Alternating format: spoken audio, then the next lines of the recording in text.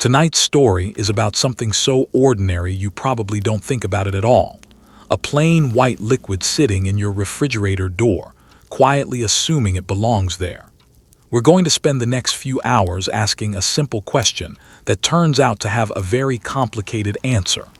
Why does practically every American household treat milk as something close to mandatory? Why did an entire nation come to believe, almost as a matter of biology, that a growing body needs a daily glass of it? Was this always true, or was it built, piece by piece, by inventors and reformers and men, and a government that had its own reasons for getting involved? Before we drift into it, get yourself settled. Turn the lights down low. Let a fan hum somewhere in the background if that helps you fade. And if this kind of long, unhurried history is the sort of thing that helps you sleep, consider subscribing so future stories find their way to you. If you'd like to support the channel further, there's a membership option with extended, ad-free listening for those long nights when one story isn't quite enough. Now let your eyes close if they want to, and let's wander back to the very beginning of America's strange love affair with cow's milk. Imagine being born into a country that has already decided, long before you had any say in the matter, that milk is simply something a person needs. Nobody asks you. Nobody explains why water or beans or any of 100 other foods didn't get the same treatment. You just grow up knowing, the way you know which way is up, that a proper meal has milk somewhere near it. That knowing didn't arrive out of nowhere. It was assembled, deliberately and over a very long time, by people who each had their own reasons for wanting you to believe it. Tonight we trace that whole strange assembly from the first terrified cow crossing the Atlantic to the carton sitting in your kitchen right now. Let's start where the story genuinely begins, in a period so far removed from milk mustaches and cartoon cows that it barely resembles the world you know. When European settlers began crossing to the American colonies, they brought livestock with them, cattle included, packed into the holds of small wooden ships for journeys that could stretch on for months. It was a brutal way to travel if you were an animal built for open pasture. Many cattle never survived the crossing at all, and the ones that did arrived thin, terrified, and half-ruined by the voyage. For the families who managed to keep a cow alive on the other side, milk was not treated as a daily requirement or a symbol of health. It was simply one more chore in a long list of chores, a substance that had to be dealt with quickly because it spoiled almost as soon as it left the animal. Picture what that crossing actually looked like for the cow herself. She's an enormous creature, easily comparable in weight to a small carriage, standing below deck in total darkness while the ship pitches and rolls for weeks on end. She has no way to signal that she's miserable, seasick, and starving on rotten feed, but she almost certainly was all three. Space below decks was cramped and filthy, ventilation was poor, and whatever hay had been loaded at the start of the voyage was frequently spoiled by salt air and damp by the time it was needed. Disease spread easily in those conditions, and a meaningful share of the livestock that boarded in England or the Netherlands never once touched American soil. The cattle that did survive the crossing became, almost overnight, one of the single most valuable possessions a colonial family could own. This wasn't sentimentality, it was economics. Losing a cow to a wolf, a brutal winter, or simple bad luck could genuinely cripple a household's finances, because replacing her meant either an expensive local purchase or another agonizing transatlantic voyage. A family guarded its cow the way you might guard a life savings account today, with constant low-grade anxiety and a great deal of careful planning. Now here's the detail that the later dairy campaigns would prefer you forget entirely. Fresh milk in the colonial period was, frankly, a headache. There was no refrigeration to speak of. If you were fortunate enough to live near a pond that froze solid in winter, you might cut and store ice. But for most of the year, milk pulled straight from the cow and left in a wooden pail became a thriving colony of bacteria within a matter of hours. So the instant the milk left the animal, the household was racing against time to turn it into something that wouldn't kill anyone. That usually meant butter, churned by hand until your arm ached, or cheese, which is really just milk that's been deliberately allowed to curdle and age under controlled conditions, rather than spoiling randomly and dangerously. Sitting down to drink a plain glass of fresh milk, the way later advertising would present as a basic American birthright, was actually something closer to a small luxury of timing. You needed a healthy cow, cool enough weather to slow the spoilage, and a rare moment of leisure that colonial farm life didn't hand out generously. Most adults reached for cider, small beer, or water they simply hoped was clean. Milk, when it was consumed fresh at all, tended to go to young children and the sick, much the way we might offer a mild broth or ginger ale to someone recovering today. If you could somehow travel back and tell one of these exhausted colonial farmers that centuries later an entire nation would build advertising empires around his humble, hard-won cow, that people would smear milk across their faces on magazine covers for money, that a fictional talking cow would become one of the most recognized characters in American advertising, he would almost certainly have stared at you blankly and then gone back to his chores. He had far too much work in front of him to entertain any thoughts about the distant future of dairy marketing. But that stubborn, seasick, precious cow was the very first thread in a story that would eventually stretch across centuries. From this quiet rural beginning, we follow that thread into the crowded, filthy cities of the 19th century, where the story of American milk takes a genuinely dark turn. By the early to mid-1800s, American cities were growing at a staggering pace, and people poured into places like New York looking for work in the new industrial economy. Dairy cattle, remarkably, came right along with them, crammed into cramped urban stables often located directly beside whiskey and rum distilleries. These animals were fed not on grass or hay, but on the hot, sour mash left over from the distilling process, a practice that was cheap for the distillers and devastating for the cows. The milk these sickly animals produced was thin, watery, and often had a distinctly bluish tint that made it look nothing like the rich product people associated with a healthy farm animal. Enterprising dairymen solved this cosmetic problem the way you might expect. They doctored it. Chalk or plaster dust to whiten the color, a splash of molasses to warm the tone, sometimes a beaten egg stirred in to give it a bit of body and richness. This adulterated product picked up the grim nickname swill milk, and it flowed by the thousands of gallons into the poorest households in the city. The human cost of this practice is difficult to overstate. Working mothers in these neighborhoods frequently could not nurse their infants themselves, whether due to long factory shifts, illness, or simple exhaustion, and swill milk was cheap enough to serve as a substitute.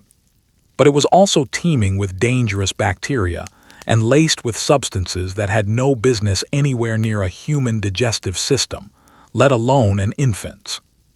Infant mortality rates in the tenement districts of American cities during this period were horrifying by any modern standard, and contaminated milk was one of the significant, well-documented contributors to that death toll. Let's slow down and really picture the mechanics of this trade, because the casual cruelty of it is almost hard to comprehend from a modern vantage point. Distilleries produced enormous quantities of hot, sludgy waste mash as a byproduct of making whiskey and rum.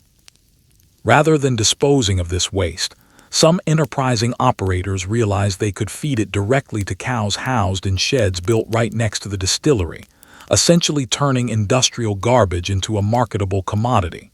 The cattle kept in these swill dairies often lived in truly wretched conditions. Their teeth rotted from the acidic, unnatural diet. Some developed sores and lost patches of hide. Many became so weak they could barely stand upright, and in some documented cases, cows were propped up with slings simply so they could continue to be milked until they finally died on their feet. This is the animal that a great deal of city milk was coming from in this era. The resulting product, thin, gray, faintly foul, was not something anyone could market honestly as wholesome or pure. So dishonest dairymen turned to chemistry instead of animal husbandry. Water to stretch supply further, chalk or plaster to whiten the color back towards something resembling normal milk, molasses for a warmer hue, sometimes egg for a bit of false richness.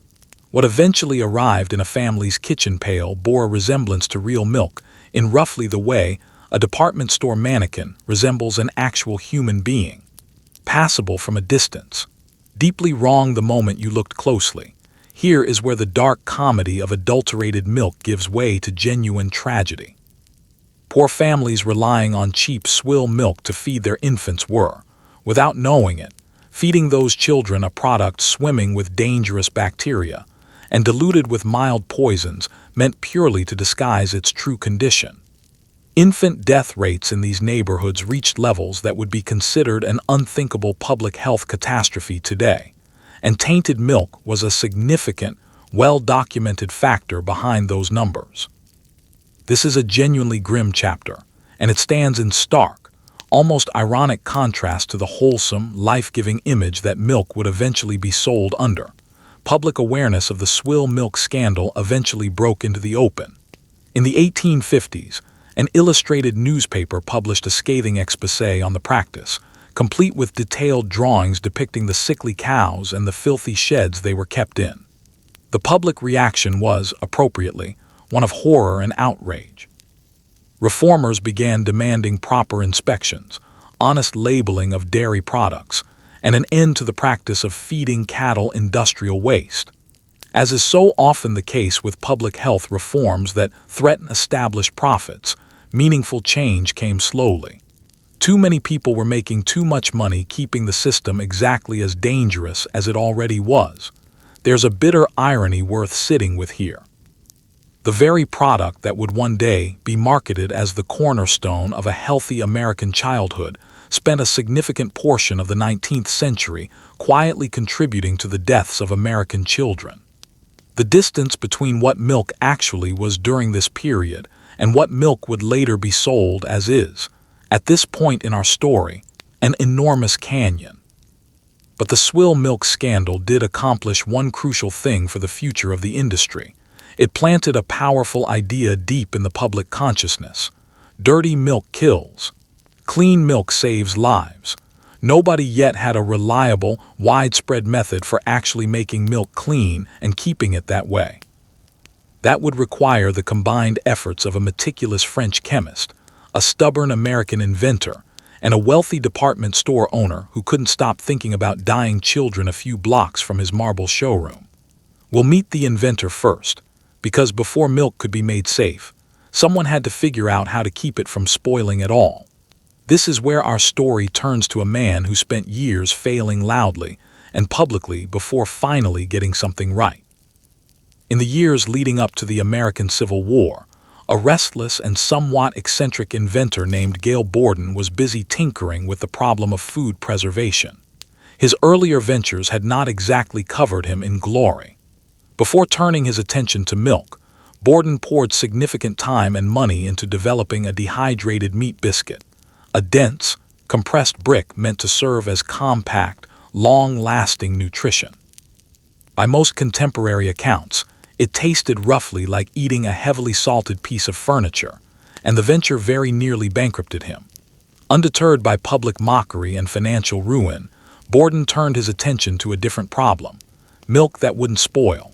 According to accounts of his life, Borden's fixation on preserving milk deepened after witnessing children fall seriously ill from spoiled milk during a rough ocean crossing. That image apparently stayed with him. He began experimenting with a vacuum-based process for gently boiling away much of the water content in milk without scorching it, leaving behind a thick, sweetened, shelf-stable concentrate that could be sealed in cans and stored for extended periods. It took him years of failed attempts and considerable public ridicule before he finally perfected the process. In 1856, he secured a patent for his method of condensing and preserving milk. His timing turned out to be extraordinary, almost providentially so. When the Civil War erupted a few years later, the Union Army suddenly faced the enormous logistical challenge of feeding hundreds of thousands of soldiers scattered across battlefields far from any dependable food supply. An army, it turns out, is essentially an enormous, constantly moving stomach, and feeding one with anything perishable is a nightmare. Borden's canned condensed milk did not spoil in a supply wagon jostling along rutted roads for days at a time. It could be shipped in bulk, stored for extended periods, and opened whenever needed to provide something sweet and genuinely nourishing to soldiers whose diets otherwise offered very little comfort. Government contracts began pouring in, and almost overnight, the man once mocked for his failed meat biscuit became an essential supplier to the entire Union war effort. Here's the quietly brilliant part of this story, the part that matters most for understanding everything that follows.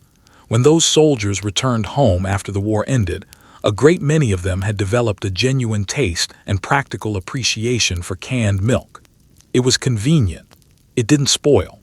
It didn't require owning a temperamental cow or trusting a possibly dishonest city milkman.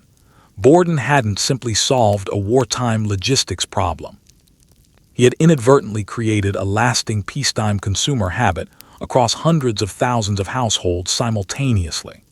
That is precisely how you seed a mass market. You get an enormous population accustomed to your product under conditions where they genuinely have no better alternative, and then you simply wait for the habit to calcify into preference. It's worth pausing to appreciate just how transformative shelf-stable milk really was for the broader trajectory of American food. For the entirety of human history up to this point, milk had been a stubbornly local, highly perishable, occasionally dangerous substance, permanently tethered to the specific animal that produced it. Borden effectively severed that tether. Milk could now exist as a manufactured, shippable good, produced in one location, and consumed by strangers hundreds or thousands of miles away who would never once encounter the actual cow. The farm was quietly beginning its long transformation into something closer to a factory. Not bad in the end, for a man the public had once dismissed as a crank chasing an inedible meat brick. But making milk last longer on a shelf was only half the puzzle. Making it genuinely safe to drink, that breakthrough required a scientist who spent his career staring at organisms far too small for the naked eye to see. While American cities were still quietly poisoning their poorest residents with adulterated swill milk, a French chemist was working through a discovery that would eventually change food safety on a global scale. In the 1860s, Louis Pasteur demonstrated that microscopic living organisms were responsible for causing both spoilage and disease, and crucially, that gently heating a liquid to a specific temperature for a specific duration could kill off enough of these organisms to make the liquid meaningfully safer to consume. When this principle was eventually applied to milk, it became known as pasteurization, a relatively simple process that would go on to save an enormous number of lives over the following century. And yet, despite its obvious benefits, the practice faced fierce resistance for decades. Critics complained that it altered the flavor, added unnecessary cost, and interfered unnaturally with a pure farm product, which goes to show that people are capable of arguing passionately about almost anything, including whether they'd prefer their milk served with a side of potentially fatal bacteria. It's worth understanding that Pasteur wasn't initially trying to solve a public health crisis involving milk at all. He had been brought in to address a very different, very French problem: wine and beer that kept mysteriously spoiling and embarrassing French producers on the international stage. Examining spoiled liquid samples under his microscope, he identified the culprits, living microorganisms multiplying rapidly and ruining the product. He determined that heating the liquid to a particular temperature for a set period of time could eliminate enough of these organisms to halt the spoilage process without significantly damaging the flavor. It was an elegant, repeatable, scientifically rigorous solution, and it fundamentally upended prevailing assumptions about rot, illness, and the invisible microscopic world. Apply that same principle to milk, which we've already established was, in many American cities, essentially a bacterial soup dressed up with chalk and molasses. Heat it gently, hold it at that temperature for the required time, then cool it back down, and the same glass that had previously represented a genuine gamble with your life became dramatically, measurably safer. This wasn't a transformation into some kind of miracle health tonic. It simply meant the milk was far less likely to kill an infant who drank it. You might reasonably expect this discovery to have been greeted with widespread celebration. Instead, it was met with an impressive volume of public complaint. Some critics genuinely believed pasteurized milk tasted flat or overcooked compared to raw milk straight from the cow. And to be fair, they weren't entirely wrong about the flavor difference, though preferring the taste of a product that carried a real risk of transmitting tuberculosis is a fairly bold culinary stance. Other critics argued the process was unnatural, that heating milk somehow destroyed some essential living quality within it, an argument you can still hear echoes of today in various forms. And plenty of dairy operators simply didn't want to absorb the cost of new equipment or the extra processing step, since it cut directly into their profit margins. And dead infants were, tragically, considered someone else's problem entirely. There was also a genuine scientific lag at play, because germ theory itself was still fighting for mainstream acceptance during this period. The notion that invisible creatures too small to see with the naked eye were entering the body and causing illness struck a great many 19th century people as little more than superstition dressed up in scientific language. Physicians resisted the idea. The general public largely shrugged it off. It took decades of accumulating evidence and a great many preventable deaths before pasteurized milk became widespread and was eventually mandated by law in numerous jurisdictions. Notice the pattern here, because it's one that repeats throughout this entire story. A genuine, measurable public health benefit emerges, and it is immediately buried under a mountain of objections about taste, cost, tradition, and vague appeals to nature. Meanwhile, the actual danger continues quietly doing its damage in the background.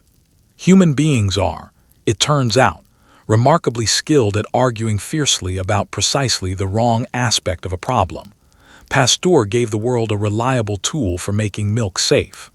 What he did not provide was the political will or financial means to actually deliver that safety to the poorest families who needed it most desperately.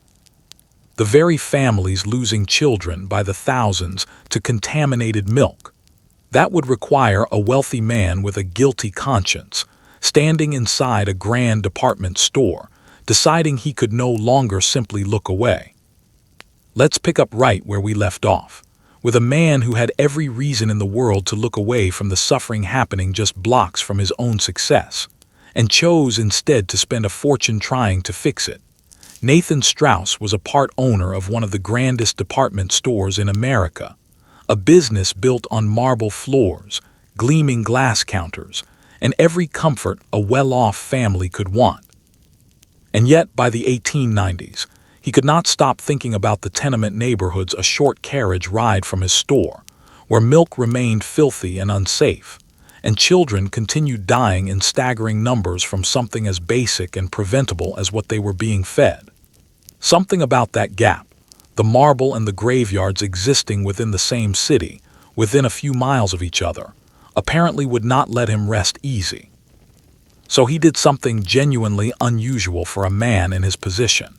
He began spending a significant portion of his own personal fortune building what became known as milk depots in some of the poorest neighborhoods in New York City. At these depots, milk was properly pasteurized using the methods Pasteur had pioneered decades earlier, bottled under clean conditions, and sold at prices so low they barely covered the cost of production, or in many cases given away entirely free to mothers who had no money at all. Strauss wasn't trying to build a profitable business. He was trying to stop funerals, and remarkably, it worked in a way that was almost impossible to argue against. In the neighborhoods his depots served, infant death rates dropped sharply and measurably within a relatively short period of time. Strauss went further, running what amounted to a natural experiment on a genuinely tragic scale. There was an institution on a New York island housing orphaned and abandoned children where death rates had historically been horrifying, driven in large part by unsafe milk. Strauss pushed hard to introduce properly pasteurized milk into the children's diet there, and survival rates improved dramatically and quickly. The evidence wasn't subtle or ambiguous. Clean, properly handled milk was pulling children back from the edge of death in numbers too large to dismiss as coincidence. Strauss became something of a public crusader on the issue, promoting pasteurization loudly and persistently, funding similar milk depots in other cities beyond New York, and generally refusing to stay quiet about the fact that safe milk was demonstrably saving lives. He faced considerable resistance along the way, from raw milk purists who distrusted the pasteurization process, from cheap dairy operators who resented the additional cost and oversight, and from people who simply found his moral certainty irritating. He didn't particularly care about any of that. He had the mortality statistics squarely on his side, along with a personal fortune substantial enough to back up his convictions without needing anyone else's permission. Now here's the detail that matters enormously for the rest of our long story tonight. Strauss sincerely and heroically helped forge a powerful emotional connection in the public mind. The idea that milk saves babies, what he specifically meant, and what he was specifically funding, was safe, clean, properly pasteurized milk delivered as an act of genuine mercy to desperately poor families who had no other reliable food source for their infants. That is a very particular, very honorable idea, rooted in real evidence and real compassion. But the broader, fuzzier association his work helped cement into the culture, the warm emotional glow of milk equals protecting your children, escaped that specific honorable context and never really returned to it. Decades later, marketers with considerably less noble goals than saving infant lives would reach for that exact same emotional feeling, using it to sell far more product than the original evidence could ever justify. They did not invent that powerful association. Men like Nathan Strauss did, and they did it for entirely the right reasons. It's one of the quiet tragedies buried inside this whole long saga. The genuine, hard-won heroism of the early milk reformers eventually became raw material for a sales pitch their creators never intended and likely would not have approved of. The people who cleaned up milk specifically to save the lives of the poorest children unknowingly handed a remarkably powerful emotional weapon to the people who would later use it simply to move more product off store shelves. But before milk could be sold to the broader public on any meaningful scale, the industry needed to solve one more basic problem. How do you get milk from a dairy into someone's home without a stranger's unwashed hands touching it along the way?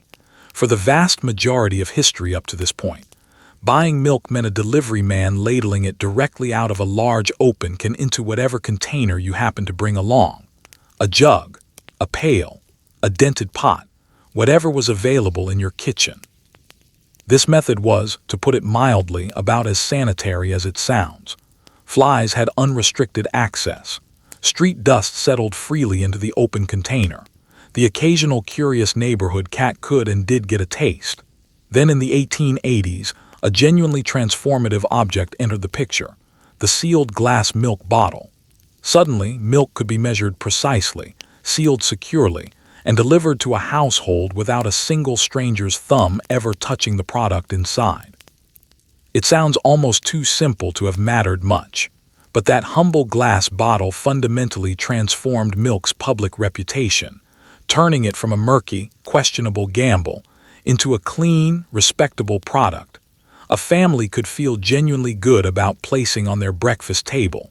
Let's really sit inside the old system for a moment, because the details are worth dwelling on. The milkman, and it was almost always a man in this era, would roll through a neighborhood with an open can of milk secured to his delivery cart. Households would come out to meet him carrying their own personal containers, and he would dip a long-handled ladle into the can and pour some milk into whatever vessel was handed to him. That milk had been sitting exposed to open street air for the entirety of his delivery route that morning. Every fly in the surrounding blocks had essentially been extended a personal invitation, Every gust of dusty wind had made its own small contribution to the product. And the ladle itself, along with the milkman's hands and whatever container you'd supplied, none of it met anything resembling a modern hygiene standard. There was also the persistent problem of outright cheating built into this system. When milk is being measured out by a man with a ladle and no real oversight, a customer has essentially no reliable way of knowing exactly how much product they're receiving or precisely what's actually mixed into it. Watering down the milk to stretch supply and increase profit margins was trivially easy to accomplish and, unsurprisingly, extremely common practice. Families were paying for a product they could neither accurately measure nor meaningfully verify, and one they probably shouldn't have trusted nearly as much as they did.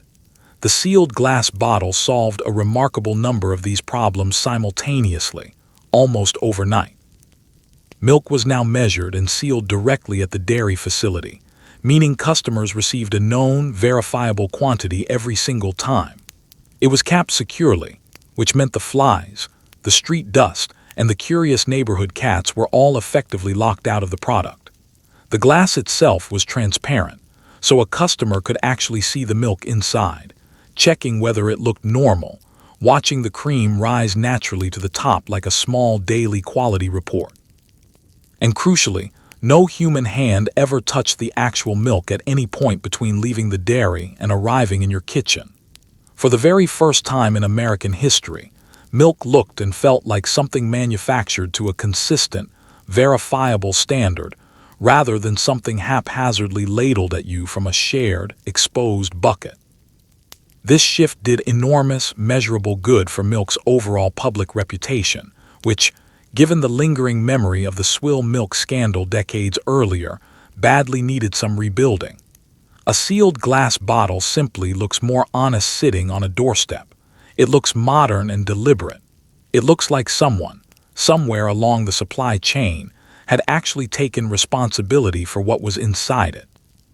The bottle quietly told the same reassuring story every single morning it appeared. This is clean. This is properly measured. This is genuinely safe to drink. That is remarkably powerful packaging, and packaging, when you really think about it, is simply a form of marketing you can physically hold in your hand. The bottles themselves eventually became a whole miniature industry of their own. Individual dairies began embossing their company names directly into the glass, effectively turning every single bottle into a small standing advertisement that sat prominently in a family's home day after day. There were caps to design and standardize, container sizes to regulate across the industry, and eventually, an entire logistical business built around bottles being sent out full and returned empty to be professionally washed and refilled, over and over again, in an endless, efficient loop. People grew strangely attached to these bottles over time. Many of the old embossed glass bottles from this era are still lovingly collected by hobbyists today, which is a genuinely strange fate for an object that was, at the end of the day, essentially a jar designed to hold cow output. None of this transformation was really about improving actual nutrition. A glass bottle doesn't make the milk inside it any more nutritious than milk in any other container. But it made milk feel dramatically more trustworthy, and trustworthiness, as it turns out, is what genuinely sells a product. The dairy industry was learning, bottle by bottle, delivery by delivery, that how milk was presented to the public mattered enormously to how people ultimately felt about consuming it. And once you had clean, sealed, visibly trustworthy bottles ready to go, the industry needed one more piece to complete the puzzle: a dependable, unquestioned system for getting those bottles onto every single doorstep every single morning, without a family ever having to think consciously about the purchase at all. What the industry needed, in other words, was a ritual, and what it got was a man who arrived quietly before the sun came up. Sometime in the early years of the 20th century, milk delivery transformed into something closer to a formal service, and the milkman became a familiar, almost invisible fixture of everyday American life. Before most households were even awake, He would make his way down residential streets in a horse-drawn cart or later a specially designed truck, leaving fresh, cold bottles inside the small insulated box positioned by each front door. While simultaneously collecting the empty bottles, a family had rinsed and set out the night before. For several golden decades, this was simply how milk worked in America, a standing appointment nobody ever consciously questioned or renewed. It made milk feel considerably less like a deliberate purchase and much more like an automatic utility, as reliably present as water flowing from a kitchen tap. That sense of milk as a permanent, automatic daily fixture in American life did not happen purely by accident, and it was worth an enormous amount of money to the people selling the product. Picture the actual rhythm of it for a moment. A family essentially never had to consciously decide to buy milk in the traditional sense. Milk simply arrived quietly in the darkness while everyone in the house slept. You set your empty bottles out at night, and by the time morning came, as though by some small domestic magic, full bottles had appeared in their place, cold and beaded with condensation inside the insulated box. There was no real decision-making involved, no trip to a store required, no moment of standing in an aisle actually wondering whether your household needed this particular product. The milk was simply there, the way sunrise is simply there, and people drank it largely because it existed and was already present in their kitchen. This arrangement represents something close to a marketer's fantasy scenario, even though the early milkman himself likely never thought about his job in those specific commercial terms. When a product installs itself into a family's daily routine as a kind of automatic subscription that nobody consciously renews or reconsiders, people simply stop actively questioning whether they actually want or need it. They just continue the pattern indefinitely. The empty bottles go out, the full bottles come in, a modest bill gets paid without much thought, and the entire habit continues rolling along for years, then decades, sometimes an entire lifetime. The milkman quietly transformed milk from something a family actively chose into something that was simply, permanently present in their lives. And things that are simply always present turn out to be extraordinarily difficult for people to consciously give up. The milkman himself became a genuine minor character in the daily life of American neighborhoods, part tradesman, part familiar fixture, part source of neighborhood gossip and rumor. He often knew which households had recently welcomed a new baby, which families had extra houseguests staying over, who in the neighborhood had fallen ill and might need a little extra milk delivered that week. He was awake and moving through the streets at an hour when nearly everyone else in the neighborhood remained unconscious. And he almost certainly formed private opinions about the households on his route that he mostly kept to himself. There's a good reason he shows up as a recurring character in so much American folklore, so many old jokes and stories from this era. He was quietly, consistently present everywhere at an hour when he had the whole neighborhood essentially to himself. The underlying logistics of this system were, in their own quiet way, genuinely impressive. Insulated delivery boxes mounted on front porches kept the milk reasonably cool until a family woke and brought it inside. Bottles were collected, properly sterilized at the dairy, and refilled in an endless, tidy operational loop, long before anyone had coined the word sustainable to describe this kind of efficient reuse system. Delivery routes were often memorized down to the specific needs of individual households on a given street. It amounted to an entire dedicated delivery infrastructure built around a single unwavering purpose, ensuring that milk was reliably the first thing waiting for a family every single morning, requiring absolutely no active effort on their part. And that consistent daily presence did something subtle and lasting to the broader national psychology around milk.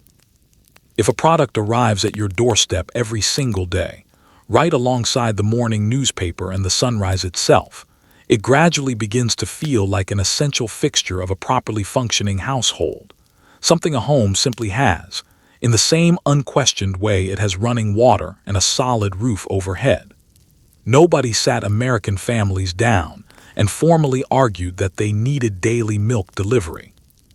The delivery itself simply kept happening, day after day, year after year, until the underlying need felt entirely self-evident, until an unexpectedly empty milk box on the porch began to feel like a small, nagging domestic failure. Of course, this particular golden age couldn't last forever. The rise of affordable automobiles, home refrigeration, and large supermarkets would eventually make it far more convenient for families to simply purchase their own milk directly, and the milkman gradually vanished from the pre-dawn streets of American neighborhoods, surviving today mostly in nostalgic memory and old black and white photographs. But the deep habit he spent decades quietly building outlived his profession by a long margin. He had spent an entire era making daily milk consumption feel as natural and unremarkable as breathing. At this point in the story, the industry had accumulated safe milk, thanks to pasteurization. It had shelf-stable milk, thanks to Borden's canning innovations. It had clean, trustworthy bottled milk, and a dependable daily ritual for delivering it directly to the doorstep. What it still lacked was something considerably harder to manufacture: genuine emotional affection. You cannot, after all, fall in love with a plain liquid, but it turns out you very much can fall in love with a cow, particularly a cartoon one with enormous, friendly eyes and a daisy chain around her neck. Let's continue, moving now into the era when the dairy industry learned its single most important lesson. People don't fall in love with a plain liquid, but they will absolutely fall in love with a character. By the 1930s, executives at the Borden Company, the very same company built decades earlier on Gail Borden's condensed milk innovation, arrived at a realization that would quietly reshape American advertising for generations to come. People form emotional attachments to characters and personalities in a way they simply never will to an anonymous corporate product. So the company introduced Elsie the Cow, a warm, cheerful, wide-eyed dairy cow illustrated with a garland of daisies around her neck, and a personality that radiated the comforting energy of everyone's favorite aunt. Elsie was, by any measure, an enormous commercial success. She was eventually given a fictional husband, a fictional calf, and mobbed public appearances at major events like the World's Fair, where genuine crowds lined up for hours for the chance to see, in person, a cow who did not actually exist as a distinct individual animal at all. It was one of the clearest early signals that the future of milk marketing wasn't really going to be about milk's actual nutritional properties. It was going to be about the story a company could wrap tightly around the product. It's worth pausing to appreciate that this is the same Borden company from our earlier condensed milk story, still very much active in the dairy business decades later, and now pioneering an entirely new frontier, manufacturing genuine emotional attachment to a piece of livestock that had never actually lived and breathed. Elsie began her existence as a minor supporting character in some routine advertisements, but she proved so immediately likable to audiences that she quickly took over the entire campaign. She had those enormous, warm, friendly eyes, that small garland of daisies resting around her neck, and an overall demeanor that seemed to suggest she would happily sit and listen to your personal problems before offering to bake you something comforting afterward. She was, in essence, milk with a carefully constructed personality grafted directly onto it. And here is the genuinely clever, arguably slightly manipulative genius of what Elsie accomplished for the underlying transaction. Buying milk from a faceless, anonymous industrial dairy corporation is a cold, forgettable, purely transactional act. But buying milk that seemed to come from Elsie, sweet, maternal, daisy-crowned Elsie, felt warm, personal, almost like a small act of supporting a trusted friend rather than a distant corporation.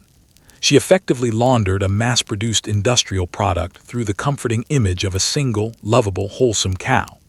Consumers weren't consciously funding a large dairy corporation in their own minds. They were, on some emotional level, buying milk from a nice, friendly lady who happened to have hooves. The company took this concept remarkably far, further than most modern audiences would probably expect. Elsie was given an entire fictional family structure, because apparently a beloved advertising cow required a proper backstory to feel complete.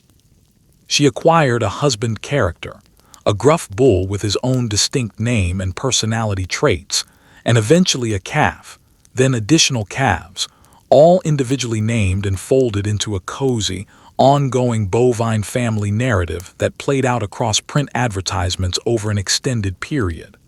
The public genuinely followed this storyline with real interest. There were public announcements about the arrival of new calves in the Elsie family, presented almost as though a real, beloved family were genuinely expanding. Then came the World's Fair appearances, where Elsie was brought to life through an actual cow standing in for the illustrated character, sometimes staged inside an elaborate barn setup complete with fake furniture designed to look like a comfortable domestic space, and the public reaction was, by contemporary accounts, something close to genuine mania. Crowds mobbed the exhibit. People waited in long lines for a chance to see, essentially, a costumed marketing concept standing around chewing its feed. A character that had begun life purely as a drawing had become something close to a genuine national celebrity, drawing the kind of enthusiastic public adoration usually reserved for popular film stars of the era. Sit with how genuinely strange that is for a moment. People traveled and waited in line to meet someone who was not, in any meaningful sense, a real individual at all. This moment represents a genuine pivot point in our overall story, and it's worth marking clearly. Up to this point, the milk narrative had largely been about real, tangible problems and real, tangible solutions. Dirty milk versus safe milk. Dangerous spoilage versus reliable preservation. Tragic infant deaths versus life-saving milk depots. Elsie represents a decisive pivot towards something else entirely. She isn't really about whether milk is nutritionally good for a person's body at all. She's about how milk makes a consumer feel emotionally. She is pure manufactured warmth, pure constructed affection, wrapped carefully around a product that would have sold at exactly the same volume whether she existed as a character or not, which, of course, she never actually did. From this point forward in our story, it's worth remembering Elsie every time the marketing campaigns get noticeably more sophisticated and emotionally manipulative, because everything that follows, the patriotic appeals, the celebrity endorsements, the milk mustaches, the catchy slogans, all of it is really Elsie's direct creative descendant. The industry had learned what is arguably the single most valuable lesson in the entire history of advertising. Sell the emotional feeling first, and the actual liquid product will reliably follow along for the ride. And the very next powerful emotion the industry reached for happened to be one of the most effective motivators available to any advertiser operating in wartime America. They reached directly for patriotism itself. When the First World War broke out and the United States eventually entered the conflict, the dairy industry discovered a marketing angle that would prove so effective it would never entirely go out of fashion in American advertising. The strategy was simple. Wrap your product tightly in the American flag. Milk, and particularly the canned and condensed varieties that Borden had pioneered decades earlier, suddenly became genuinely essential to the broader war effort. Shipped overseas in enormous quantities to help feed American soldiers, and simultaneously promoted at home as the wholesome fuel powering a strong, capable nation.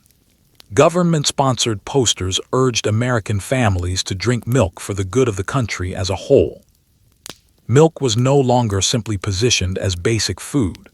It was reframed as duty, as national strength, as loyalty itself, quite literally poured into a drinking glass, and declining to participate began to feel, in a subtle but real way, like a person was somehow letting down American soldiers actively fighting overseas. The war did create a genuine, entirely practical need for preserved milk products, and the industry, always alert to opportunity, noticed the marketing potential sitting right alongside that practical necessity. Soldiers stationed overseas needed reliable nourishment that could survive extended shipping times without spoiling, and Borden's decades-old trick of canned condensed milk proved perfectly suited to the task, just as it had been effective during the earlier Civil War. Enormous quantities of preserved milk products were shipped overseas specifically to feed American fighting men, which was, by any reasonable measure, genuinely useful and genuinely important to the war effort. So far, this is a perfectly reasonable, defensible use of the product. But the messaging campaigns running domestically, back on the home front, is where the real advertising alchemy actually took place. Once milk had been firmly tied in the public consciousness to feeding American troops overseas, it became almost psychologically impossible to think of it as merely an ordinary beverage anymore. It had become bound up instead with sacrifice, national strength, and collective wartime survival. Government posters and printed pamphlets told American families that drinking milk, conserving milk, sending milk supplies overseas, all of it constituted a meaningful part of the broader collective national effort. A family's own kitchen table had effectively become, according to this framing, a small but genuine front line in the larger war. Every single glass a child finished at dinner was, according to the messaging, quietly contributing to building a stronger future citizen for a stronger nation. You can feel the persuasive trap closing here, because this represents a remarkably effective and psychologically sophisticated piece of wartime persuasion. It successfully reframed an entirely ordinary household purchase decision into something resembling a moral and patriotic act. It becomes considerably harder to say no to a product once declining. It has been quietly rebranded, even implicitly, as unpatriotic, as selfish, as somehow letting the entire country down during a moment of genuine national crisis. A family was no longer simply choosing a beverage for dinner. They were, according to this framing, actively demonstrating their core values as citizens. And which family, after all, wanted to be known as the household that wouldn't even drink milk to support the country during its hour of genuine need? There was also a heavy, deliberate emphasis throughout this wartime messaging on milk as the essential builder of strong, healthy children, an emphasis that folded neatly into the broader wartime national obsession with collective vigor and strength. A country actively at war naturally wants to believe it is simultaneously raising sturdy, capable future soldiers and strong future mothers for the next generation. Milk positioned itself, through this messaging, as the literal raw physical material of that future national strength, the substance parents poured into their children specifically to help forge the next generation of strong, capable citizens. It's a genuinely flattering story to tell an anxious nation during wartime, and flattering stories, as this whole saga repeatedly demonstrates, tend to sell remarkably well. The truly important lesson buried in all of this isn't really about this specific war or this specific advertising campaign in isolation. It's that milk had now been permanently welded, in the American cultural imagination, to the broader concept of patriotism itself, and that particular emotional weld would never fully break apart again. From this historical moment forward, drinking milk carried a faint, permanent glow of doing right by one's country, of embodying wholesome American strength, of being recognized as a good and loyal citizen. That deep association would be actively reactivated during the next major war and would continue echoing through American advertising imagery for decades afterward. The strong young athlete, the healthy nuclear family gathered at dinner, the sturdy, well-fed child. Notice, too, how remarkably little any of this wartime messaging actually had to do with milk's genuine nutritional properties. Nobody involved in creating these campaigns was making a careful, evidence-based nutritional argument to the public. They were making a purely emotional and moral argument instead. Elsie had already taught the industry how to successfully sell warmth and affection. The war now taught the same industry how to successfully sell duty and national obligation. Neither of these represents an actual fact about milk's nutritional content or health benefits. Both are simply powerful feelings, carefully wrapped around the product. But feelings, as the industry was about to discover through its next major development, become considerably more persuasive and durable when a genuine scientific discovery provides them with a hard, credible core of real scientific truth to hide comfortably behind. Let's continue, moving now into the discovery that gave the entire milk marketing enterprise something it had never possessed before: a legitimate, hard scientific foundation to build increasingly extravagant claims upon. In the early decades of the 20th century, children living in crowded, industrial, often sun-starved American cities were developing a genuinely serious bone-softening disease called rickets in alarming numbers. The underlying cause, as researchers eventually determined, was a lack of vitamin D, a nutrient the human body normally produces naturally through skin exposure to direct sunlight. Children packed into narrow tenement streets, working long hours indoors, or simply living in densely built urban neighborhoods where direct sunlight rarely penetrated, weren't receiving anywhere near enough natural light exposure to support healthy bone development. Scientists eventually worked out that vitamin D could be added directly to food products at scale, and milk, already delivered to nearly every American household through the established bottling and delivery systems we've already discussed, turned out to be an ideal vehicle for this fortification. Adding vitamin D to milk was cheap, straightforward to implement industrially, and reached an enormous population of children who were already drinking milk regularly for entirely separate reasons. This particular development represents a genuine, unambiguous public health triumph, and milk fully deserves credit for the role it played in helping largely eliminate rickets as a widespread childhood disease in America. But this genuine scientific achievement also handed the dairy industry an enormously valuable marketing gift, one considerably more valuable than anything Elsie or wartime patriotism had provided up to this point. Milk was no longer simply positioned as ordinary food. It could now legitimately be described as fortified, as scientifically improved, as something closer to medicine than to an ordinary beverage, practically bottled sunshine that a parent could pour directly into a growing child. The powerful idea that milk was uniquely, scientifically superior for human health had just acquired a genuinely solid factual foundation to stand upon. It's worth picturing exactly how devastating rickets could be for the children affected by it during this period. Growing bones, deprived of adequate vitamin D, would gradually soften and bend under the child's own natural body weight, resulting in visibly bowed legs, swollen joints, and often significant, lasting physical deformity. This condition was genuinely widespread across dense industrial cities, genuinely miserable for the children who suffered from it, and at the time remained something of a medical mystery.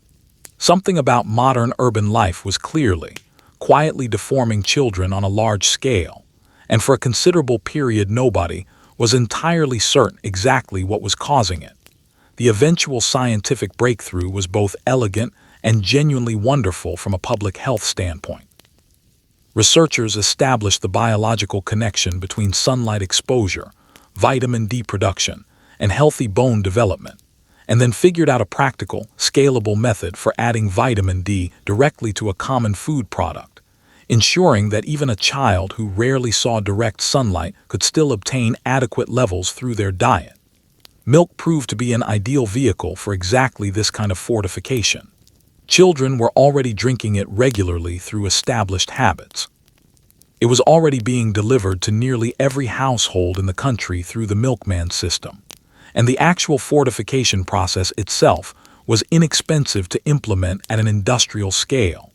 Fortified milk swept across the country relatively quickly, and rickets, that grim shadow that had hung over so many industrial city childhoods for decades, largely retreated as a widespread public health concern. This part of the story genuinely isn't marketing spin or corporate manipulation. This represents milk authentically helping to defeat a real, serious childhood disease, and it deserves genuine recognition and applause on its own merits. But now, having acknowledged that real achievement honestly, it's worth putting on a more skeptical marketing analysis hat, because the dairy industry certainly did exactly that at the time.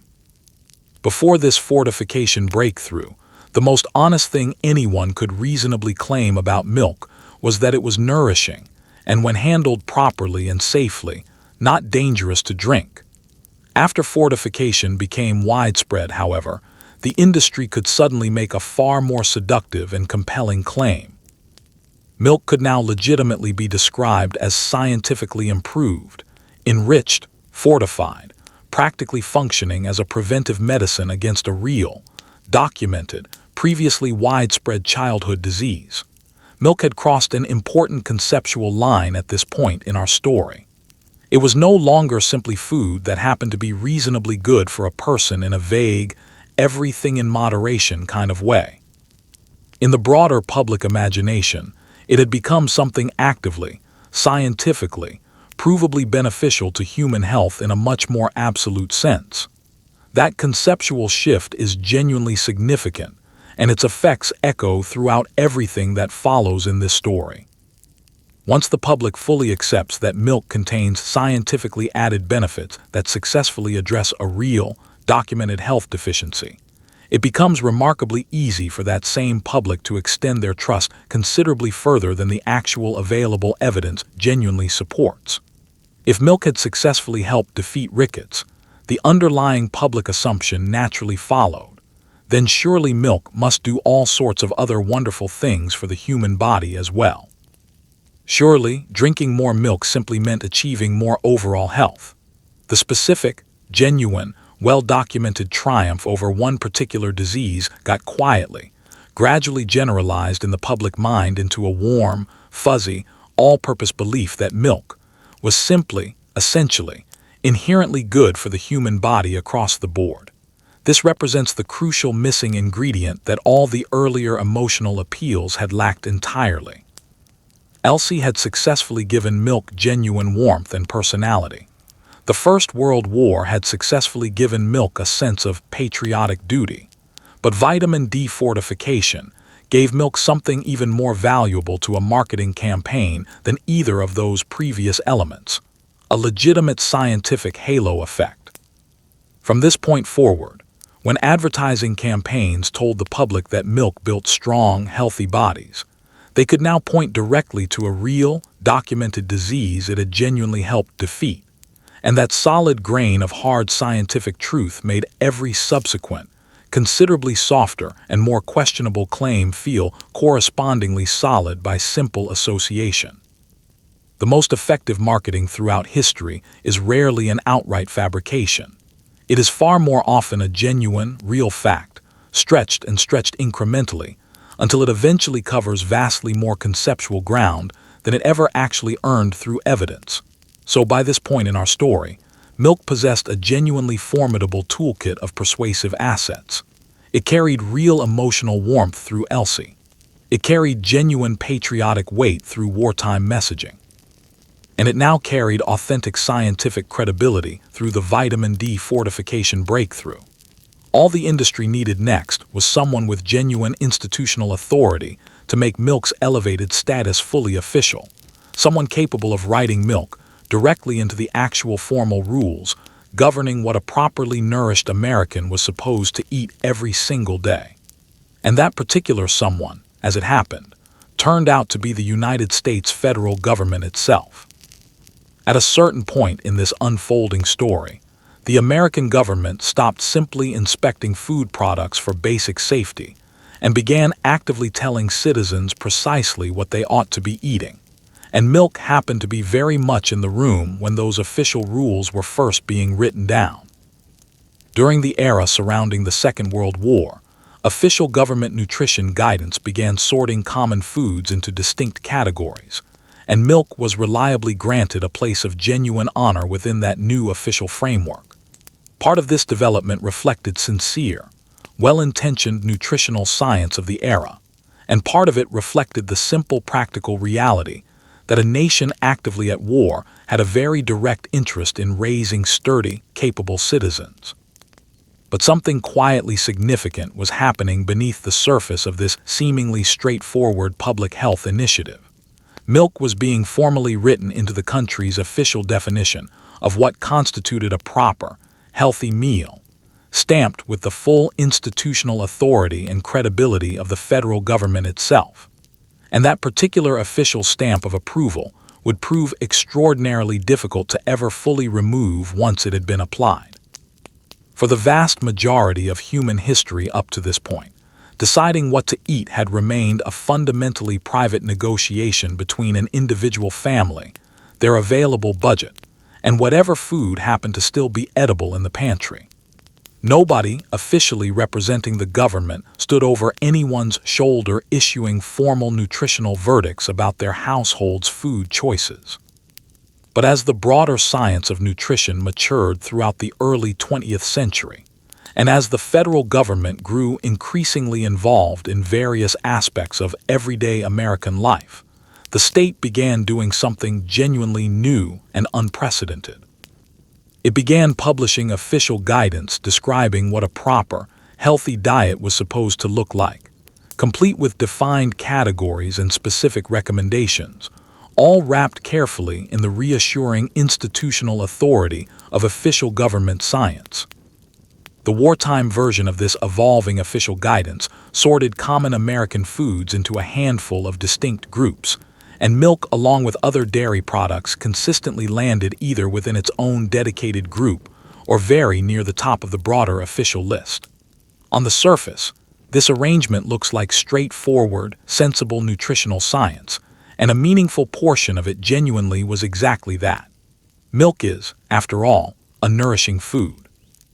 It was widely available across most of the country, and a nation actively gearing up for global war had a very practical, immediate interest in raising citizens with strong bones and sufficient caloric intake to physically endure military training and combat.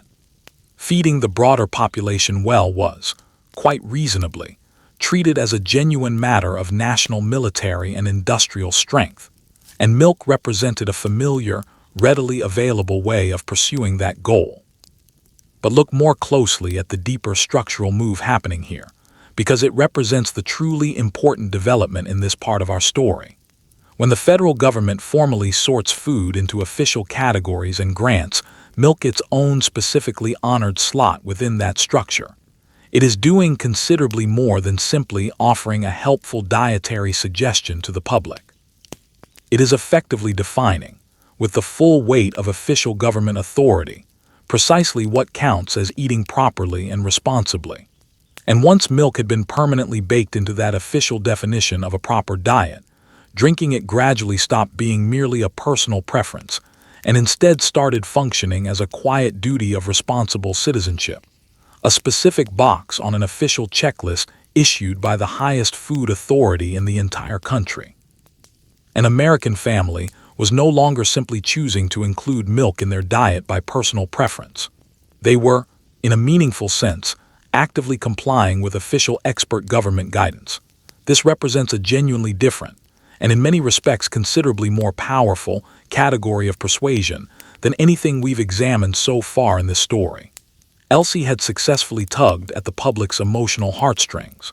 Wartime messaging had successfully tugged at deep patriotic feeling.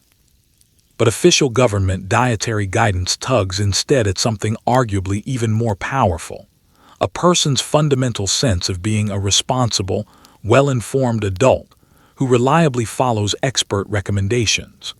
Nobody wants to be the parent who is feeding their own family incorrectly when the federal government has already helpfully explained, in official published guidance, precisely what correct eating looks like. It's worth being genuinely fair to the historical figures involved in creating this early guidance. The people actually drafting these initial dietary guidelines were not, for the most part, sinister secret agents deliberately working on behalf of the dairy lobby in some smoke-filled back room. Many of them were sincere, well-intentioned public health researchers doing their honest professional best with the nutritional knowledge available at the time, working within a country that genuinely needed to keep its population adequately fed and healthy. The genuine problem here isn't really that milk got included in this early official guidance at all. The genuine problem is how remarkably sticky that initial inclusion eventually turned out to be over subsequent decades. How a perfectly reasonable wartime recommendation gradually calcified into permanent, largely unquestioned nutritional orthodoxy that significantly outlived the specific historical circumstances that had originally produced it. Because here is the fundamental thing to understand about any official government stamp of approval. It is remarkably easy to apply in the first place, and almost impossible to ever fully remove afterward. Once milk had been formally written into the government's official picture of what constituted a proper daily meal, it effectively acquired a kind of enduring institutional immortality within American culture. Successive generations of American children would grow up simply knowing, in the same unquestioned way a person knows the sky is positioned above them, that a genuinely complete meal necessarily includes dairy products, because the relevant government authorities had officially said so decades earlier and had never quite gotten around to formally revising that guidance. And the relevant authorities were about to repeat this same official message even more loudly and memorably, in the form of 4 simple, tidy food groups that every American schoolchild would soon be required to memorize by heart.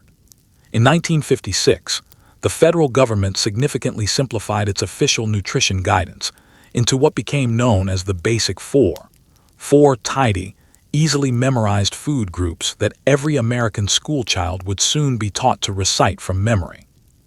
And sitting there as a full equal alongside fruits and vegetables, grains and meats, was an entire dedicated group devoted specifically to milk and dairy products. Stop for a moment and genuinely consider how strange that particular arrangement actually is when examined closely.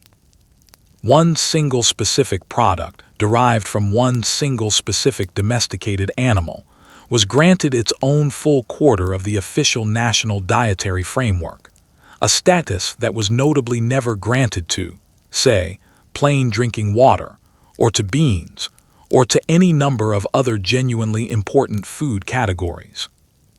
The Basic Four represented a genuine triumph of simplified design, and that simplicity is precisely why the framework proved so effective and remained culturally dominant for so many subsequent decades. Earlier official nutrition guidance had relied on considerably more numerous and complex food categories, which naturally made the whole system harder to teach effectively in classrooms, and correspondingly easier for the general public to simply forget over time. 4 clean, distinct categories, however, represents a number small enough for even a young child to comfortably hold in their working memory, recite confidently back to a teacher during a classroom lesson, and then carry forward permanently into their adult life. Fruits and vegetables, grains, meats and proteins, and milk. Clean, memorable, and endlessly repeated across classrooms throughout the entire country, until this particular framework became considerably less a simple recommendation, and considerably more something closer to an unquestioned fact of nature itself. Now really sit with the genuine oddity embedded in that 4th category, because sheer decades of cultural familiarity has probably numbed most people to how strange it actually is upon closer examination. The other 3 official categories in this framework each represent genuinely broad categories encompassing enormous varieties of different foods. Fruits and vegetables encompasses an entire vast kingdom of plant life. Grains covers everything from basic bread to rice to oats to countless other cereal products. Meats and proteins spans an entire wide range of different animals as well as beans and eggs. And then, standing as a full equal beside these 3 enormous categories, sits the milk group, which is, when you examine it honestly, essentially one single liquid derived from one single domesticated animal species, along with various processed products made from that same liquid. A single narrow product line had been officially elevated to stand as a full equal beside vast, genuinely diverse swaths of the entire broader food world. Consider, for a moment, the genuine alternatives that did not receive this same elevated official treatment. Plain water, which a human being literally cannot survive without under any circumstances, received no dedicated official category whatsoever. Beans, which have been consumed by the majority of humanity across most of recorded history, were quietly filed away under the broader proteins category rather than receiving their own dedicated recognition. There was no dedicated official category for nuts, no honored category for fish, no special dedicated slot for leafy green vegetables that actually deliver enormous nutritional density. But milk, one specific output derived from one specific domesticated mammal, received its own gleaming, dedicated quarter of the official government-sanctioned dietary framework, presented directly to American schoolchildren as one of just 4 fundamental pillars of eating properly as a responsible human being. The broader effect of this particular framework on the national American mindset is genuinely difficult to overstate in retrospect. When you formally teach something to nearly every single child in an entire country, decade after decade, presenting it as one of merely 4 fundamental categories of food that exist, you are not simply offering neutral factual information. You are actively installing a lasting cognitive reflex. An entire population gradually grew up genuinely unable to mentally picture a properly balanced meal without dairy included somewhere in it, because the basic mental template they had been handed during early childhood contained a distinctly dairy-shaped conceptual whole that seemed to demand filling. Not drinking milk at a given meal didn't register as a simple personal preference or neutral choice.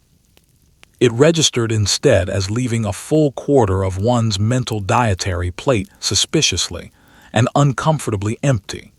And this represents the great quiet strategic victory hiding within the basic 4 framework.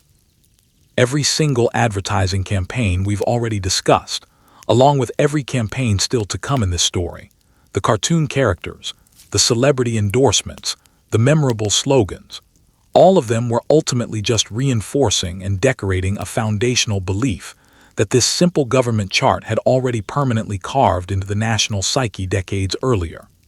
The professional advertisers weren't really building this underlying belief entirely from scratch through their own creative efforts.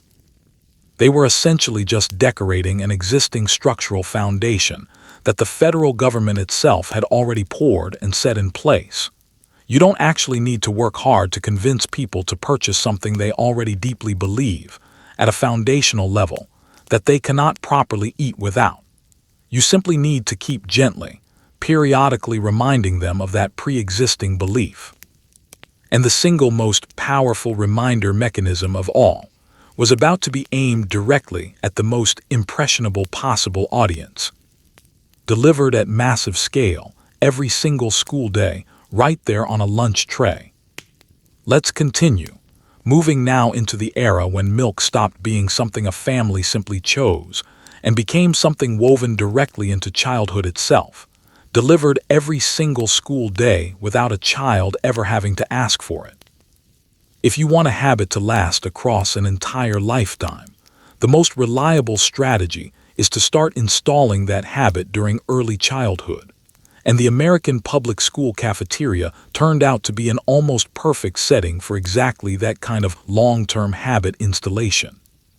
Through various federal programs established in the years following the Second World War, milk became a fixed, essentially non-negotiable feature of the standard school lunch tray.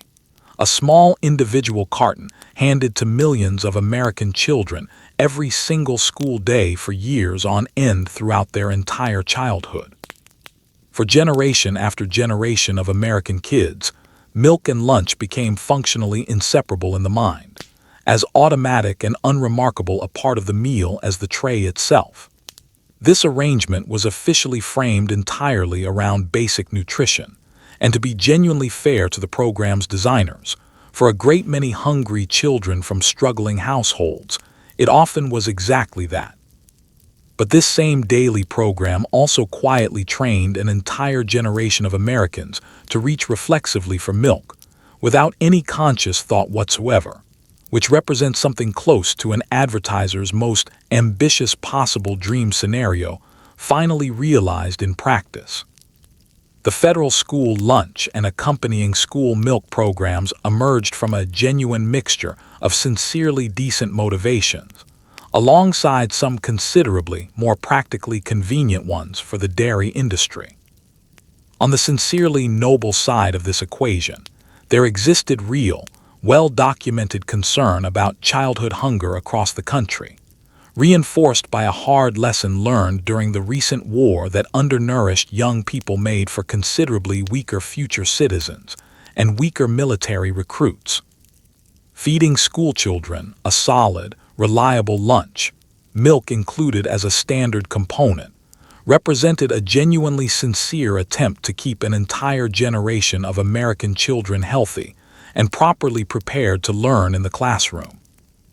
On the considerably more practical side of the same equation, these same federal programs also happen to provide the dairy industry with an absolutely enormous, government-guaranteed customer base, which represents a coincidence well worth noticing and examining closely.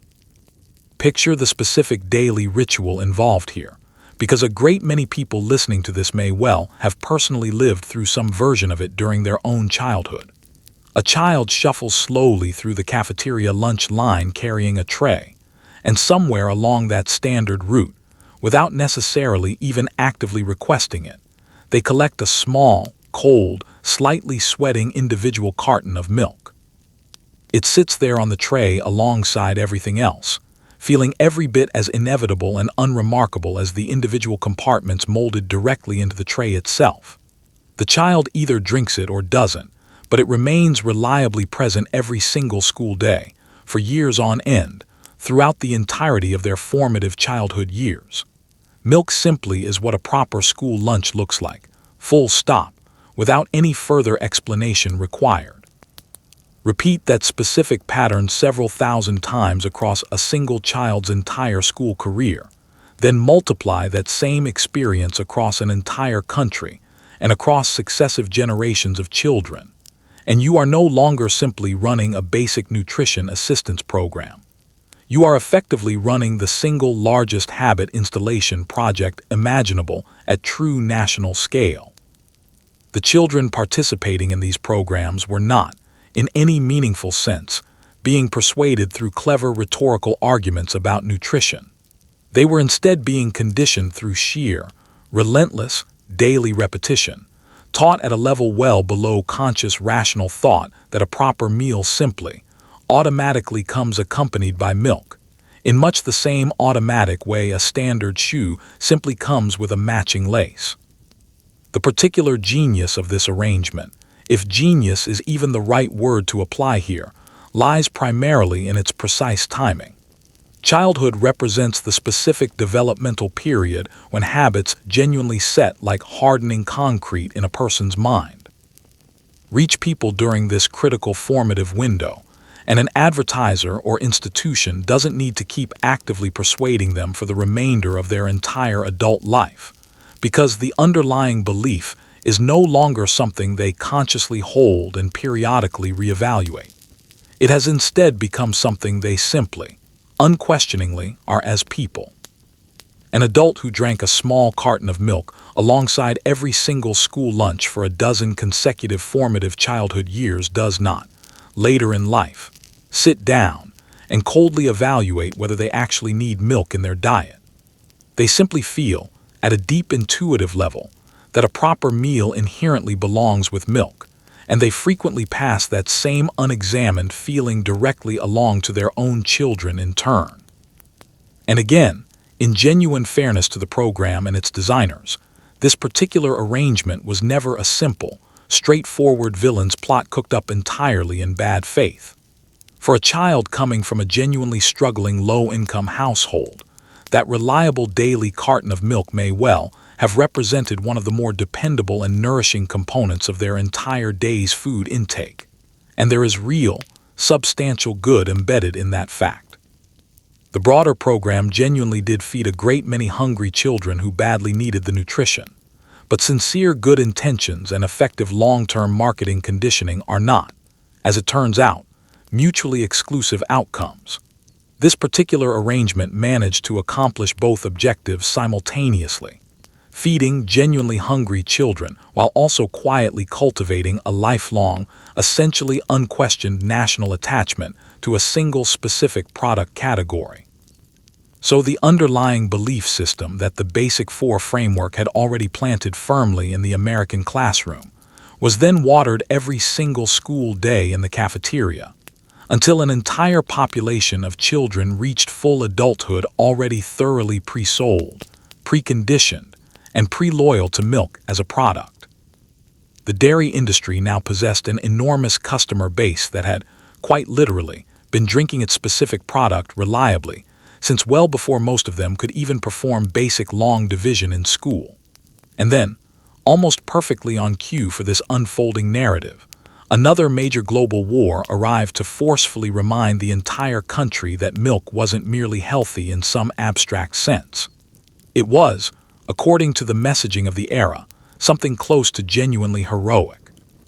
The Second World War handed milk yet another significant patriotic promotional boost, along with several clever new preserved forms designed specifically for wartime logistics. Fresh liquid milk remained genuinely difficult to ship reliably to distant overseas battlefields, so the dairy industry leaned heavily on dried powdered milk, evaporated canned milk, and various other preserved forms specifically engineered to survive an extended, punishing ocean voyage intact. Back on the home front, milk was consistently praised in official messaging as the essential builder of strong soldiers and healthy, vigorous children, and drinking it regularly became yet another small, accessible way for ordinary families to feel they were actively supporting the broader collective national cause. By the time this second major war finally ended, milk had become thoroughly cemented in the American national consciousness, no longer functioning merely as one food option among many available choices, but instead standing as the very picture and embodiment of health, strength, and wholesome American family life itself. If the earlier First World War had successfully taught milk to wrap itself proudly in the American flag, the Second World War represents the moment that same flag was essentially tailored into a full formal dress uniform for the product. The underlying practical wartime need was once again entirely genuine and urgent. You simply cannot reliably deliver fresh liquid bottled milk to American troops scattered across distant oceans and multiple continents. So the dairy industry leaned hard into every available shelf-stable preserved form it had access to. Dried powdered milk that soldiers could reconstitute simply by adding water. Evaporated milk sealed securely in metal cans. Essentially, any preserved form of the product that could reliably survive a difficult overseas journey and still meaningfully count as genuine milk upon arrival at its final destination. Milk was shipped overseas to support the war effort in powder form, and it was shipped in genuinely staggering overall quantities. Meanwhile, back on the home front, the accompanying promotional messaging reached an entirely new pitch of wholesome patriotic intensity.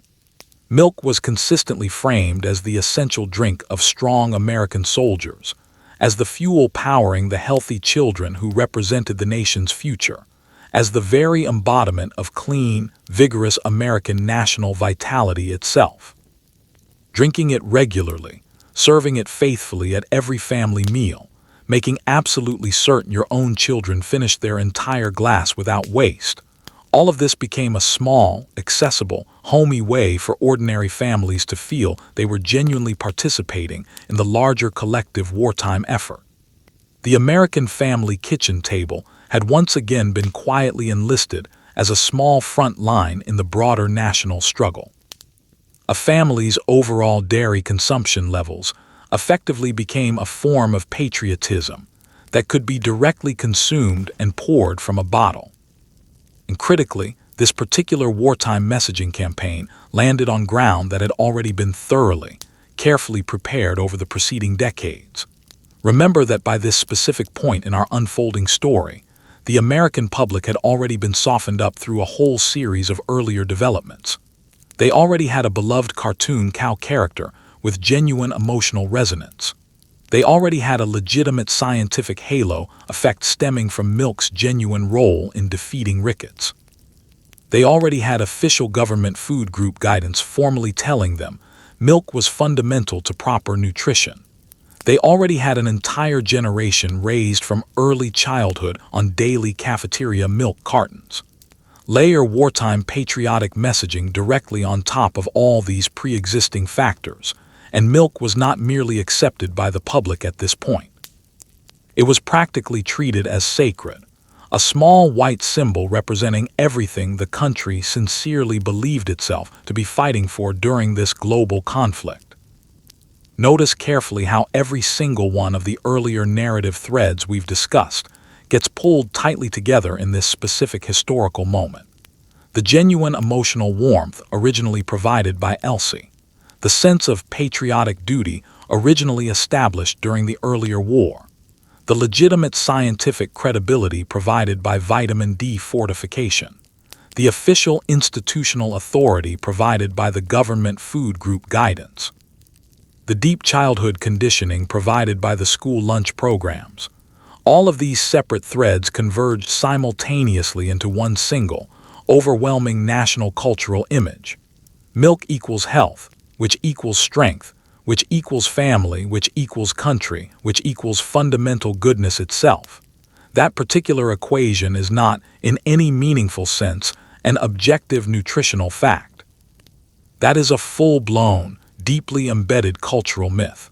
And this Second World War effectively welded that entire myth permanently into place within the American psyche. By the time peace finally arrived at the conclusion of this second global conflict, something had quietly hardened within the national consciousness that would never again fully soften back to its earlier, more neutral state. Milk had firmly become the default mental picture of health itself within the American cultural imagination. When people pictured a robust, thriving, healthy child in their minds, there was reliably a glass of milk somewhere within that mental image. When they pictured a strong young soldier or a wholesome family breakfast scene, milk was reliably present on the table. The product had achieved what is genuinely one of the rarest possible outcomes in the entire history of advertising and marketing. A cultural status so deeply embedded and thoroughly unquestioned that it no longer even registered consciously in most people's minds as a belief they actually held. It had simply become, in the collective national mind, the straightforward way things objectively were. And here is the genuinely delicious irony that sets up everything still to come in our story tonight. At the very peak of this cultural triumph, with milk fully enshrined as the essentially untouchable national symbol of American health itself, the actual underlying consumer behavior was quietly about to start drifting in precisely the opposite direction. The powerful cultural myth had been permanently carved into stone at almost exactly the moment the actual glass began, very slowly and very quietly, to start emptying. But before we follow that slow decline, we first need to carefully follow the money, because the federal government was about to start doing something with milk policy that had remarkably little to do with public health and remarkably much to do with cold, hard agricultural economics. Here is where our story takes a decisive turn away from health messaging and towards something considerably less charming: money, and a genuinely enormous amount of it. Beginning in 1949, the federal government began actively propping up the market price of milk, formally guaranteeing American dairy farmers a certain minimum payment for their product regardless of how much total milk they actually produced.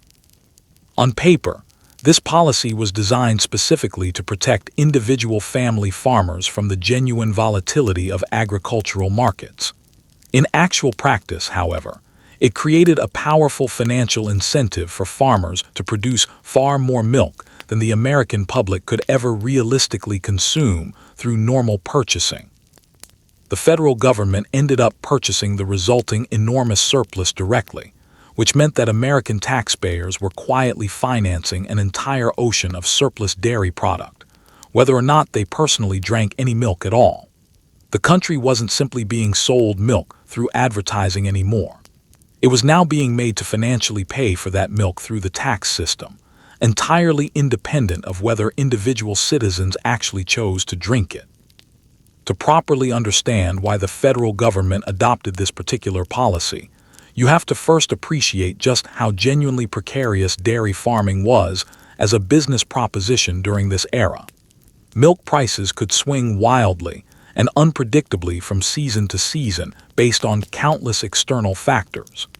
A single difficult season could financially wipe out an individual farming family entirely.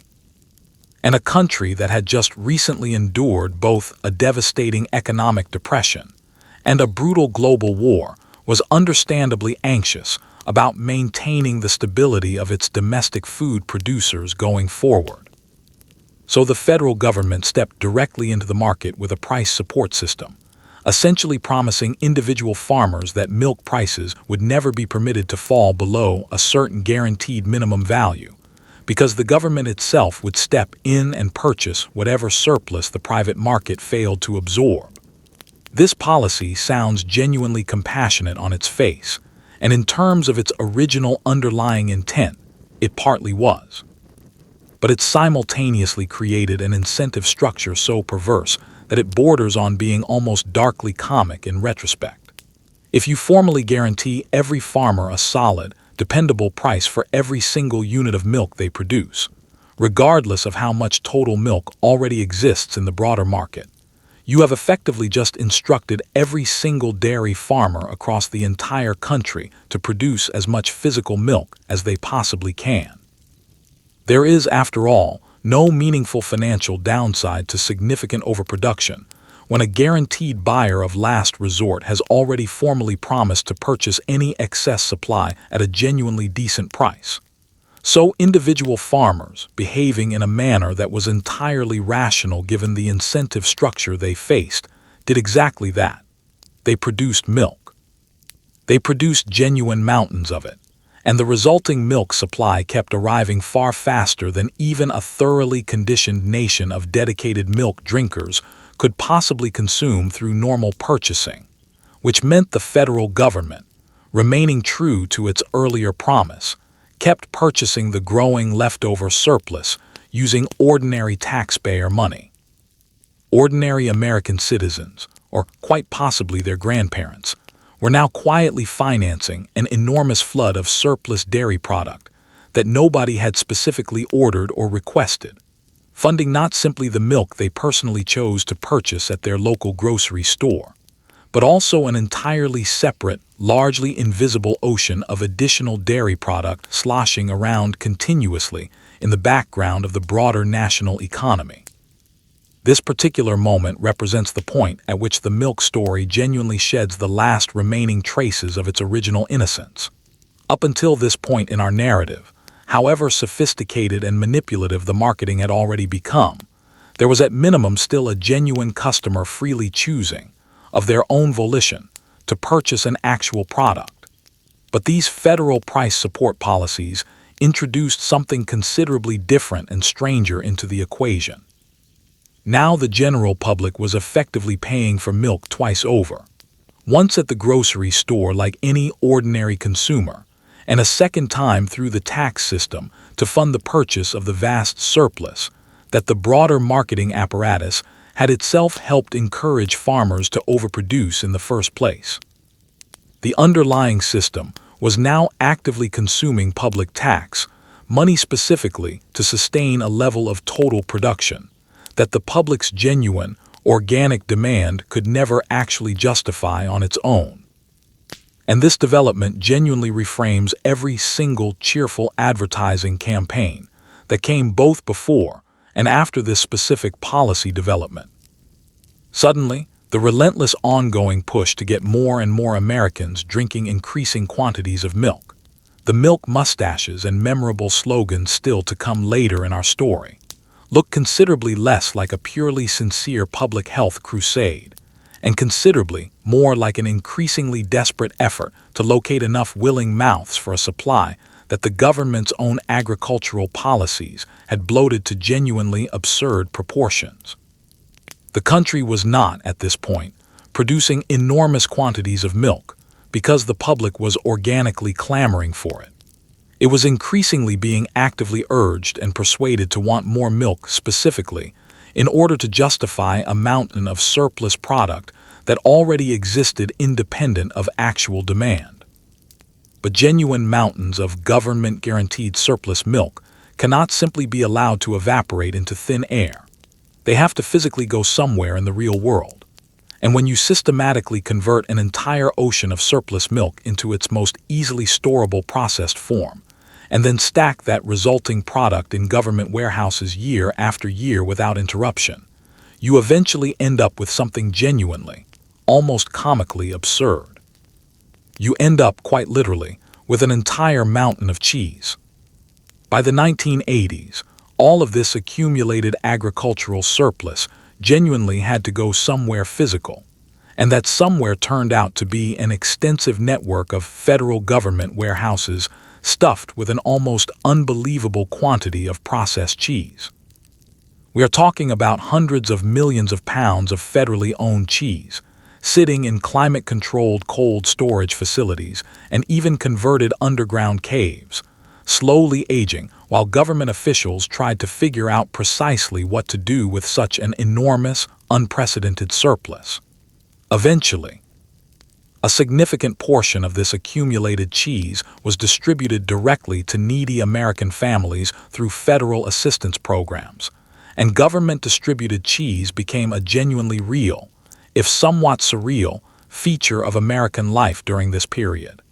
It stood as a physical monument, quite literally rendered in dairy form, to a remarkably simple underlying problem.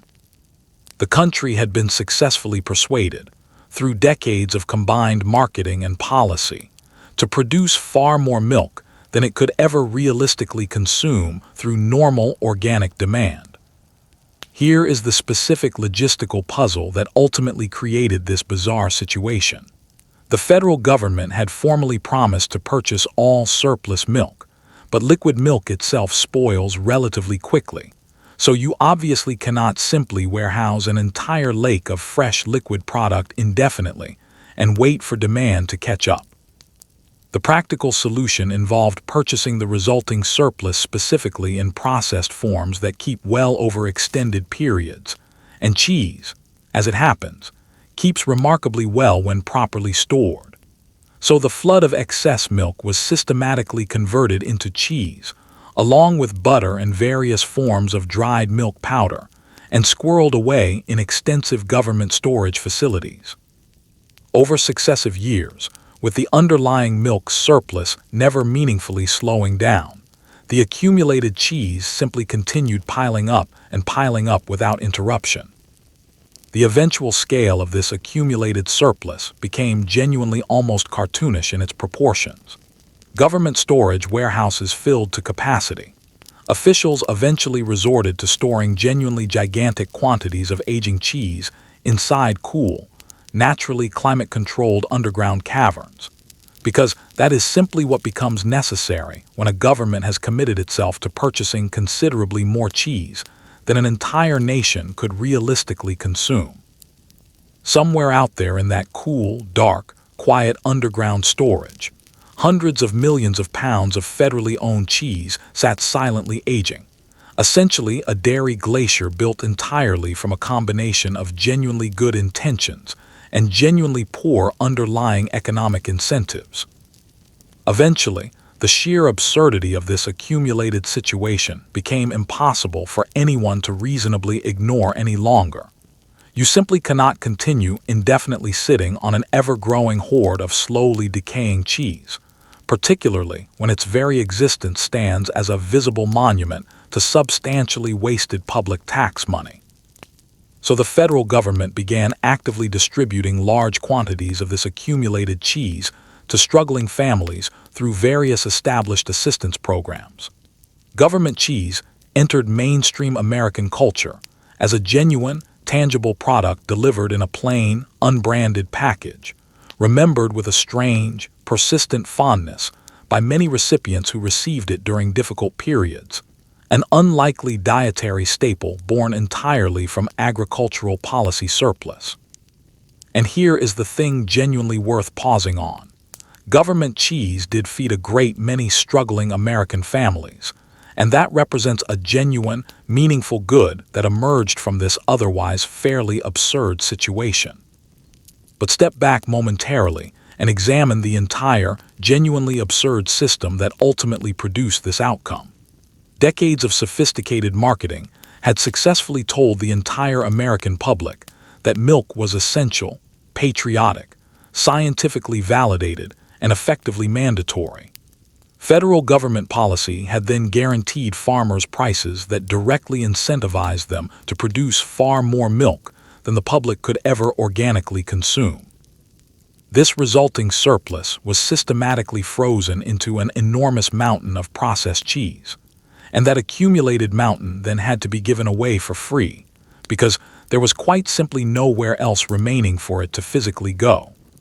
That entire cheese mountain stands as the physical, literally edible proof underlying the central irony of this whole extended story. The country had been so thoroughly, expensively, and relentlessly convinced that it fundamentally needed dairy products that it built an entire industrial apparatus specifically to produce them. An apparatus that ultimately overshot genuine human demand by such a staggering margin that the resulting excess had to be stored inside underground caves and distributed for free to those in need. Now, faced with all of this accumulated surplus and a general public that, despite decades of relentless marketing, was slowly but measurably beginning to drink less fresh liquid milk overall, the dairy industry needed an entirely new and considerably more powerful engine to help drive continued consumption. It needed a permanent, self-funding financial machine dedicated entirely to a single overriding goal: getting the American public to consume progressively more dairy products. And in 1983, the industry finally got precisely that. We now arrive at what amounts to the secret operational engine, powering nearly everything else that follows in this story. In 1983, the federal government established what became formally known as the Dairy Checkoff Program, a mandatory system requiring dairy producers to pay a fixed fee on every unit of milk they sold, with that collected money then pooled together to fund generic, industry-wide promotion of dairy products as a broad concept, not any single specific brand, but milk itself as an overarching idea. Almost overnight, the dairy industry gained access to a colossal, continuously replenishing war chest devoted entirely to the singular goal of convincing the American public to consume increasing quantities of dairy products. Every single memorable slogan and every famous celebrity face you're about to hear about in this story was ultimately paid for through this quiet, relentlessly effective financial machine. The advertising that most Americans assumed was simply ordinary commercial advertising was, in actual fact, an highly organized, centrally coordinated campaign backed by a budget that most individual companies could only dream of possessing. To fully understand why this checkoff system represents such a genuinely clever piece of institutional engineering, you first have to grasp the specific underlying problem it was designed to solve for the broader dairy industry. Conventional advertising typically promotes a single specific brand. One particular company pays to convince consumers to purchase its specific milk product instead of a direct competitor's milk product. But individual dairy producers faced a considerably stranger collective challenge than most industries. Milk, from a consumer's perspective, is essentially milk. One particular farm's product is barely meaningfully distinguishable from another farm's equivalent product. Fighting over relative market share on a brand-by-brand basis represents an exhausting, largely unproductive grind for individual producers. What the industry as a whole genuinely needed instead was to grow the entire overall market, to get everyone across the country drinking more dairy products in general, an outcome that would benefit essentially all individual producers simultaneously regardless of brand. The underlying trouble with this collective goal, however, is that no single individual dairy company particularly wants to personally pay for advertising that ends up helping all of its direct competitors equally at the same time. So the federal government solved this classic collective action problem by simply making the underlying payment structure mandatory for all producers. Under the checkoff system, dairy producers are legally required to pay a set fee on all the milk they sell, and all of that collected money gets pooled together into a single giant fund dedicated entirely to promoting dairy consumption as a broad category. No individual producer can simply opt out and let everyone else in the industry cover the collective advertising cost, because every single producer is legally required to contribute their fair share. It amounts, in effect, to a compulsory industry-wide advertising tax, formally blessed and actively enabled by the federal government itself. The resulting financial war chest reached a scale that ordinary competitive advertising simply cannot match under normal market conditions. This wasn't merely one individual company's marketing budget operating in isolation. This represented the pooled, mandatory financial contributions of an entire national industry, gathered together year after year without interruption, all directed toward a single, unwavering strategic objective: getting American consumers to consume progressively more dairy products. It amounted to a permanent, continuously self-replenishing river of dedicated money, whose sole institutional purpose was keeping the broader public belief in milk's essential importance alive, and the nation's collective glasses reasonably full, or at minimum, slowing down the measurable rate at which those glasses were gradually emptying over time. And this represents the absolutely crucial underlying context to keep firmly in mind as we move through everything still to come in this story. When you eventually hear about the famous advertising slogans, the beloved cultural advertising campaigns, the glossy celebrity magazine advertisements, it becomes tempting to think of all of it as simply clever, organic advertising that happened to spontaneously catch on with the public through sheer creative merit. It was never merely that. Every single one of these campaigns represented the deliberate, calculated output of this quiet, powerful, government-created financial machine, funded through a legally mandatory fee, specifically engineered to accomplish one singular purpose. The warm cultural moments that many people even feel genuine nostalgia for today were, in actual fact, products manufactured by an institutional apparatus that most ordinary members of the public never even knew existed in the first place. There is something almost dizzying about seeing this whole apparatus clearly laid out. A belief that had originally begun with real, struggling cows and genuine, well-meaning reformers and authentic scientific discovery had, by this point in our story, become a fully self-sustaining industrial operation, one now using legally compelled money specifically to purchase the public's continued emotional affection for a single product category. The resulting feeling of affection felt entirely personal and completely natural to the people experiencing it. The underlying machinery generating that feeling was anything but natural or spontaneous. So as we move forward into everything that follows, it's worth keeping this humming machine firmly in mind, working quietly behind the curtain, because absolutely everything from this point onward, the wholesome images of healthy children, the desperate empty carton scenarios, the famous celebrity faces with deliberate white smears across their upper lips, all of it was purchased and paid for through this same checkoff system. All of it aimed squarely, deliberately, and continuously at you. And the very first thing this newly funded machine purchased was a gentle, ongoing reassurance that milk was quietly, continuously making you into a better human being.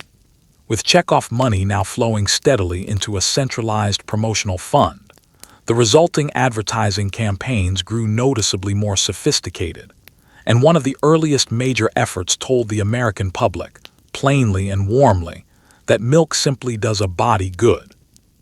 The accompanying television advertisements depicted wholesome children steadily growing taller and stronger, athletes glowing visibly with apparent vitality and health, all set to a gentle musical soundtrack that reinforced the soft reassurance that this humble everyday beverage was actively building better human bodies. The campaign didn't argue its case through specific facts or cite any particular scientific studies. It simply planted a soft, sticky, emotionally resonant idea directly into the public consciousness that milk equals a good, healthy body, and then let that idea quietly continue doing its persuasive work across many subsequent years. The specific phrase itself represents a genuine small masterpiece of persuasive advertising craft, and it's worth genuinely admiring the underlying technical skill involved even while remaining appropriately skeptical of its intent. Notice carefully what the phrase deliberately does not do. It does not make any specific, factually checkable claim whatsoever. It does not assert that milk delivers some precise measurable quantity of a particular nutrient, or that it reduces some exact quantifiable health risk, or that it accomplishes any particular measurable physiological outcome. It simply asserts in the vaguest possible terms that milk does a body good, an assertion that is warm, emotionally appealing, entirely unfalsifiable, and essentially impossible to meaningfully argue against precisely, because it barely makes any concrete claim at all. You cannot, after all, effectively fact-check a pure emotional feeling. The accompanying visual imagery did the genuine persuasive heavy lifting throughout this entire campaign. Picture the actual advertisements themselves. A child steadily growing taller, practically appearing to sprout upward with visible health and vitality. A young athlete displaying clear skin and bright, alert eyes, radiating exactly the kind of physical vitality that many viewers might privately wish they themselves possessed. Everything captured in soft, warm, flattering lighting. Everything deliberately gentle and emotionally reassuring throughout. The core underlying message wasn't presented to viewers as a rational argument requiring careful evaluation. It was instead delivered as a pleasant emotional atmosphere designed to be passively absorbed, a warm mood that seeped quietly past a viewer's normal critical defenses while their conscious attention was occupied elsewhere. This particular approach represents a genuinely different persuasive strategy compared to the older wartime posters that had shouted directly about patriotic duty and national obligation, and it reflects just how sophisticated the underlying marketing apparatus had become by this point.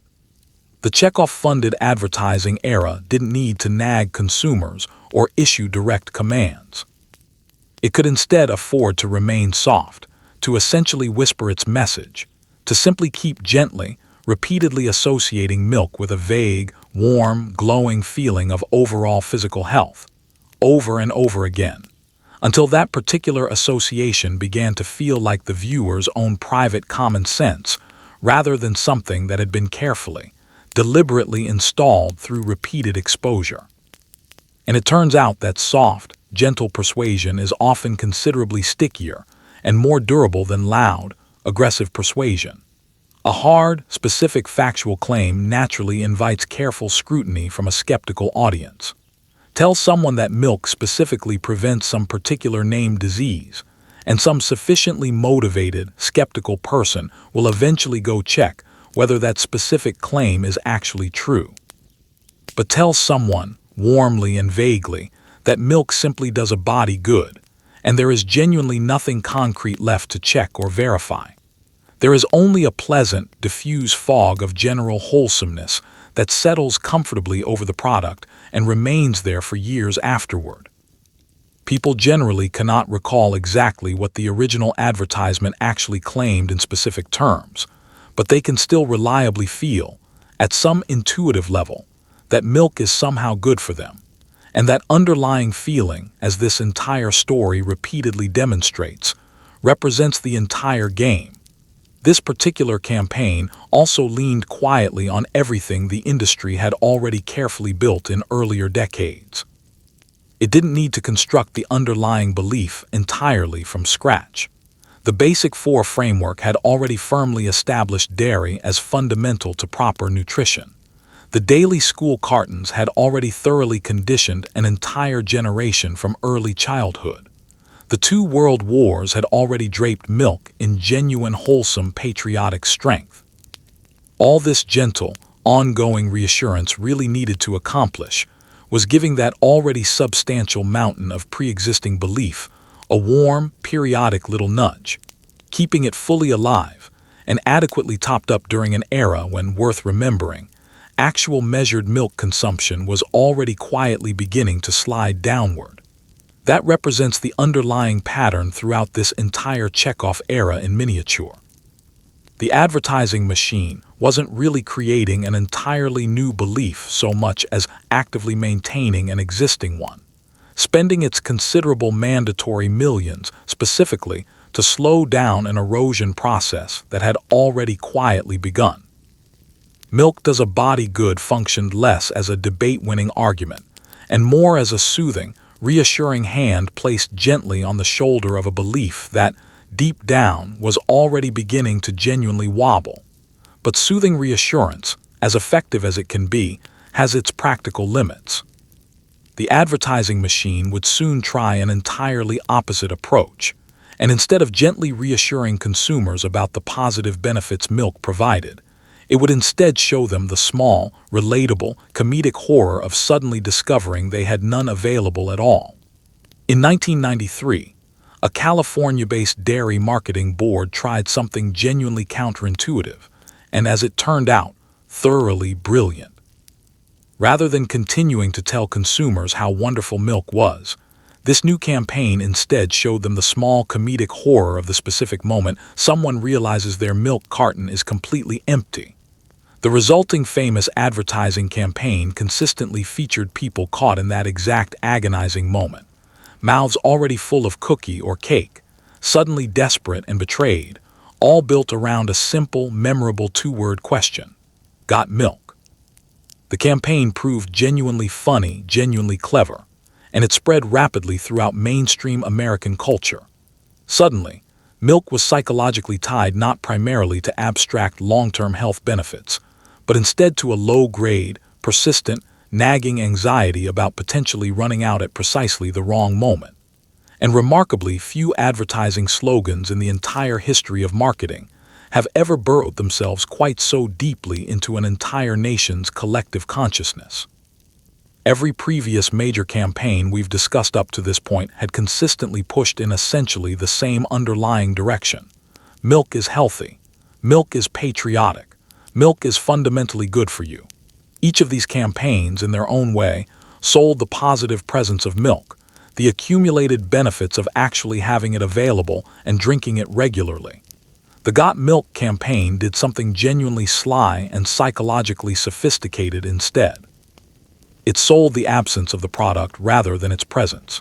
It stopped attempting to make consumers actively crave milk, and instead made them genuinely dread the specific experience of being caught without it, which, if you think through the underlying psychology carefully, represents a considerably more reliable long-term engine for driving consistent purchasing behavior. Simple desire tends to be fickle and easily distracted. Anxiety, by contrast, tends to be remarkably loyal and persistent. The core comedic scenario remained essentially identical across the entire advertising campaign. Someone takes an enormous, enthusiastic bite of something rich and inherently dry and sticky, a generous mouthful of chocolate cake, a huge bite from a cookie, a peanut butter sandwich that immediately cements itself firmly to the roof of their mouth. And then, mid-chew, the dawning realization sets in with genuine horror. They reach automatically for the milk carton, they open it hopefully, and it turns out to be completely empty. Their face visibly falls in disappointment. There is no imminent relief coming to save them from this predicament. It's a small, genuinely relatable comedic tragedy, and it is authentically funny, which is precisely what made this particular approach so quietly effective and, in a certain sense, so dangerous as a persuasive tool. When an advertisement is openly lecturing a viewer about proper nutrition, some skeptical portion of that viewer's brain naturally remains alert and actively on guard. But when an advertisement instead makes a viewer genuinely laugh, that same protective skepticism tends to wander off entirely, and the underlying persuasive message strolls in comfortably right behind the joke, essentially unopposed. Viewers generally didn't feel like they were being sold anything at all. They believed they were simply enjoying a clever little comedic gag about a dry mouth and an unexpectedly empty carton. Meanwhile, the actual underlying lesson slipped in almost entirely unnoticed. Certain common foods genuinely require milk to be properly enjoyed, and running out of available milk represents a small, entirely avoidable domestic disaster that a responsible household should actively organize itself to prevent in advance. That particular psychological reframing represents the entire underlying trick of the campaign, and it's genuinely worth stating plainly. The Got Milk campaign quietly redefined milk in the public mind, shifting it from a discretionary health beverage into an essential household necessity, the specific type of item you must never allow yourself to run out of, comparable in the public imagination to toilet paper or replacement light bulbs. It successfully attached milk not to a consumer's aspirations toward long-term bodily health, but instead to their low-grade, persistent domestic anxiety about being caught genuinely unprepared in a specific moment. An anxiety, unlike simple inspiration, tends to persistently nag at a person while they're standing in a supermarket aisle, quietly whispering that they had better grab an additional carton just in case, because they vividly remember the small, relatable horror of that previous empty carton experience. This particular campaign became a genuine, widely recognized cultural phenomenon in its own right, with the memorable two-word question echoing constantly throughout mainstream American media, endlessly parodied and referenced until the phrase itself had essentially become a permanent fixture of everyday American language. That widespread cultural ubiquity was itself precisely the point of the campaign. A memorable slogan that people voluntarily repeat purely for entertainment value represents a slogan that continues doing free, self-perpetuating advertising work in essentially every mouth that repeats it. The underlying advertising machine had successfully purchased not merely a single advertising campaign, but a genuinely permanent, self-sustaining tenet within the broader national vocabulary itself.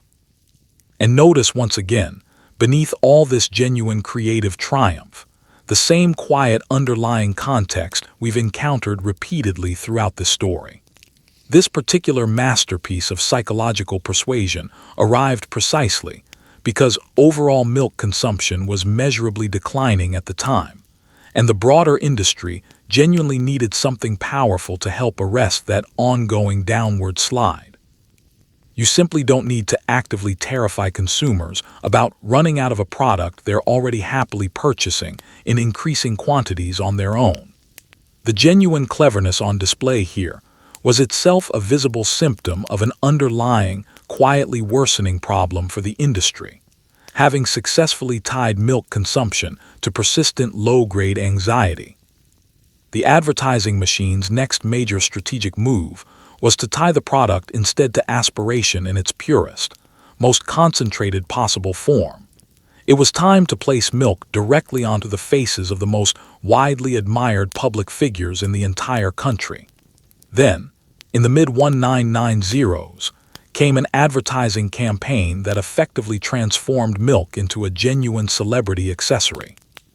Famous public figures spanning movie stars, professional athletes, popular musicians, and fashion models all posed individually for glossy magazine advertisements, each featuring a single, deliberate smear of milk positioned carefully across their upper lip.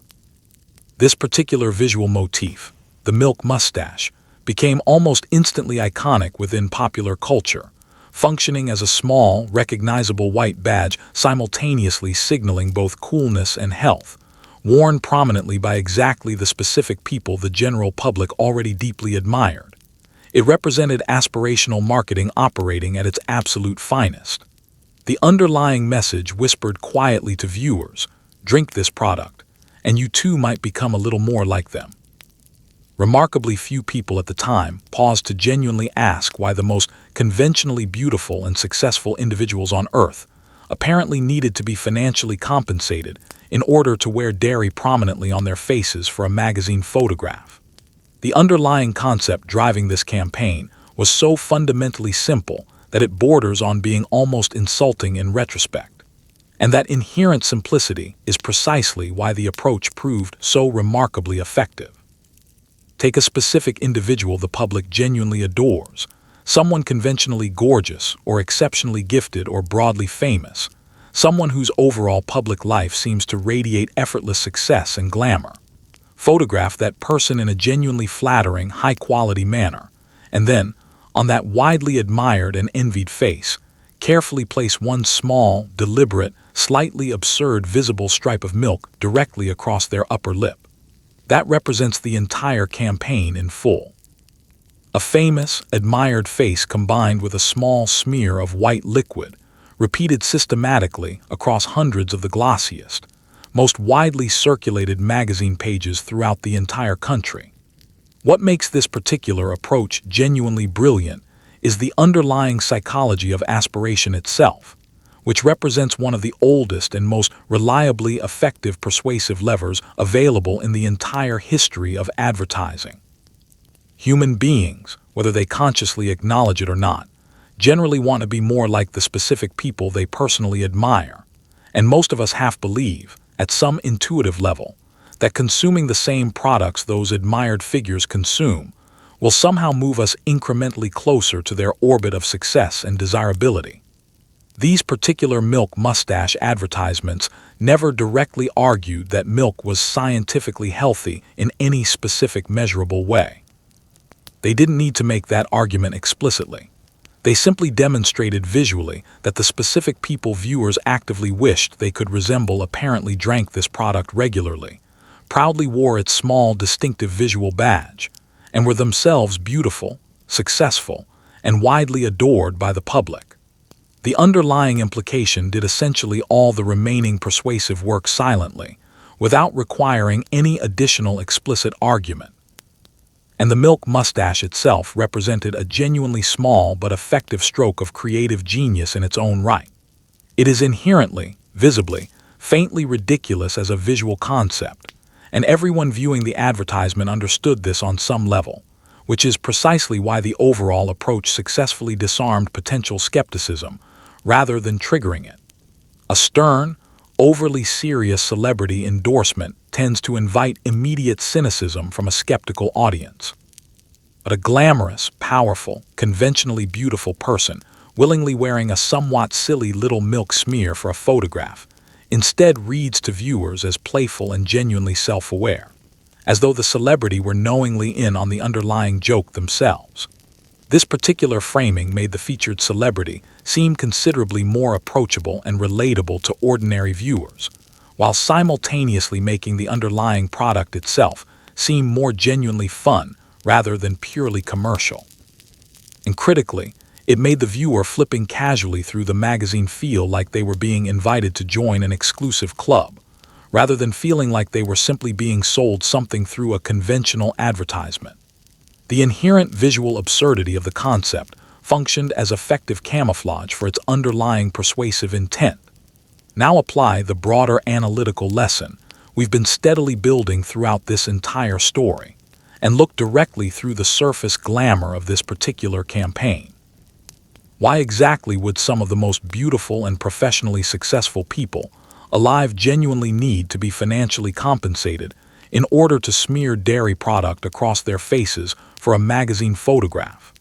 The underlying answer turns out to be essentially the same answer that applies to virtually everything else in this extended story. Because the Chekhov-funded advertising machine specifically paid them to participate. Because that same mandatory industry-wide river of money was directly funding this particular campaign. Because overall milk consumption was continuing to drift measurably downward during this period, and the underlying advertising machine was reaching, at this point, for perhaps the single most powerful remaining persuasive tool available to it: the deep, universal human hunger to resemble the specific people we personally envy and admire. These particular milk mustache advertisements weren't genuinely celebrating milk's obvious, self-evident virtues in any straightforward sense. They represented a very expensive, very glossy, carefully calculated effort to keep an objectively declining product feeling relevant, culturally current, and genuinely cool by deliberately borrowing the reflected shine of already famous faces. Strip away the beautiful professional photography and the accumulated celebrity star power, and what remains underneath is fundamentally the same underlying advertising machine, performing essentially the same underlying job it had always performed, simply dressed up this time in its single most flattering possible outfit yet. So notice the broader underlying pattern emerging across these last several campaigns we've discussed, because that pattern genuinely reveals the real underlying story. Gentle reassurance, followed by anxiety-based messaging, followed by aspiration-based celebrity messaging. Three entirely distinct emotional persuasive strategies deployed in relatively rapid succession, all funded through the exact same centralized checkoff fund. All ultimately aimed at the same slowly slipping glass of milk. The underlying advertising machine was, in effect, throwing essentially everything it had available directly at the wall, and that particular frantic creative energy was itself a genuine tell, revealing an underlying problem the machine was actively struggling to solve. Meanwhile, during this exact same period, the federal government remained genuinely busy stamping dairy prominently onto every single official nutritional chart it continued to print and distribute, actively propping up the underlying cultural belief with the full accumulated institutional weight of the state itself. In 1992, the federal government formally replaced its older official nutrition charts with what became the now legendary Food Guide Pyramid.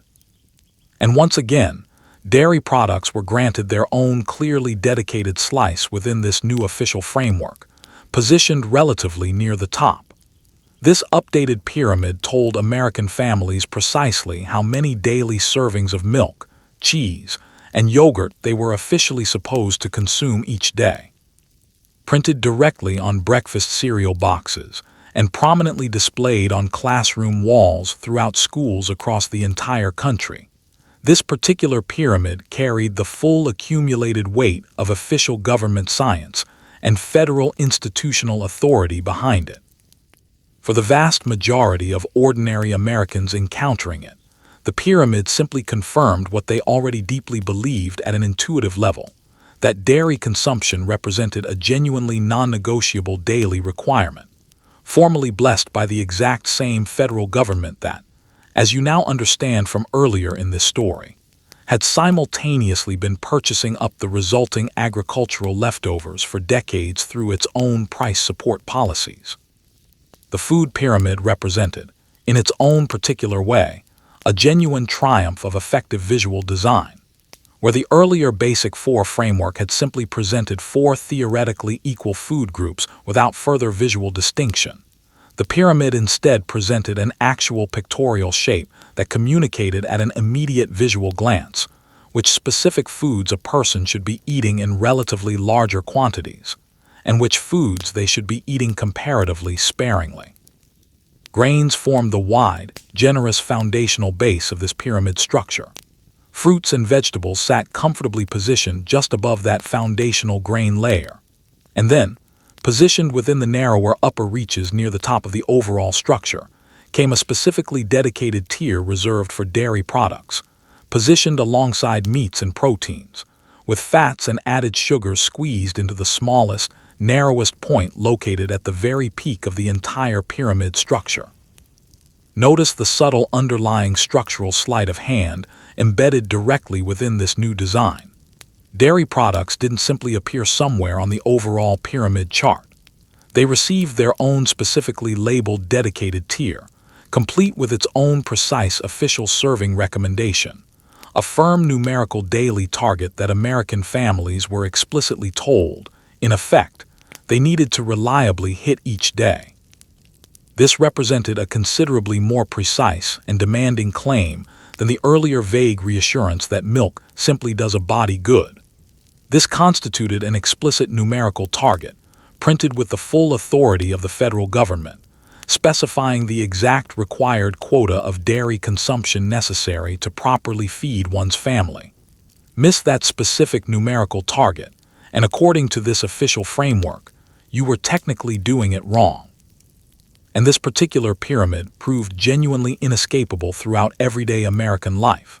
It wasn't tucked away obscurely in some rarely read government pamphlet that nobody actually encountered. It was prominently printed directly on breakfast cereal boxes that sat visibly on family breakfast tables every single morning throughout the country.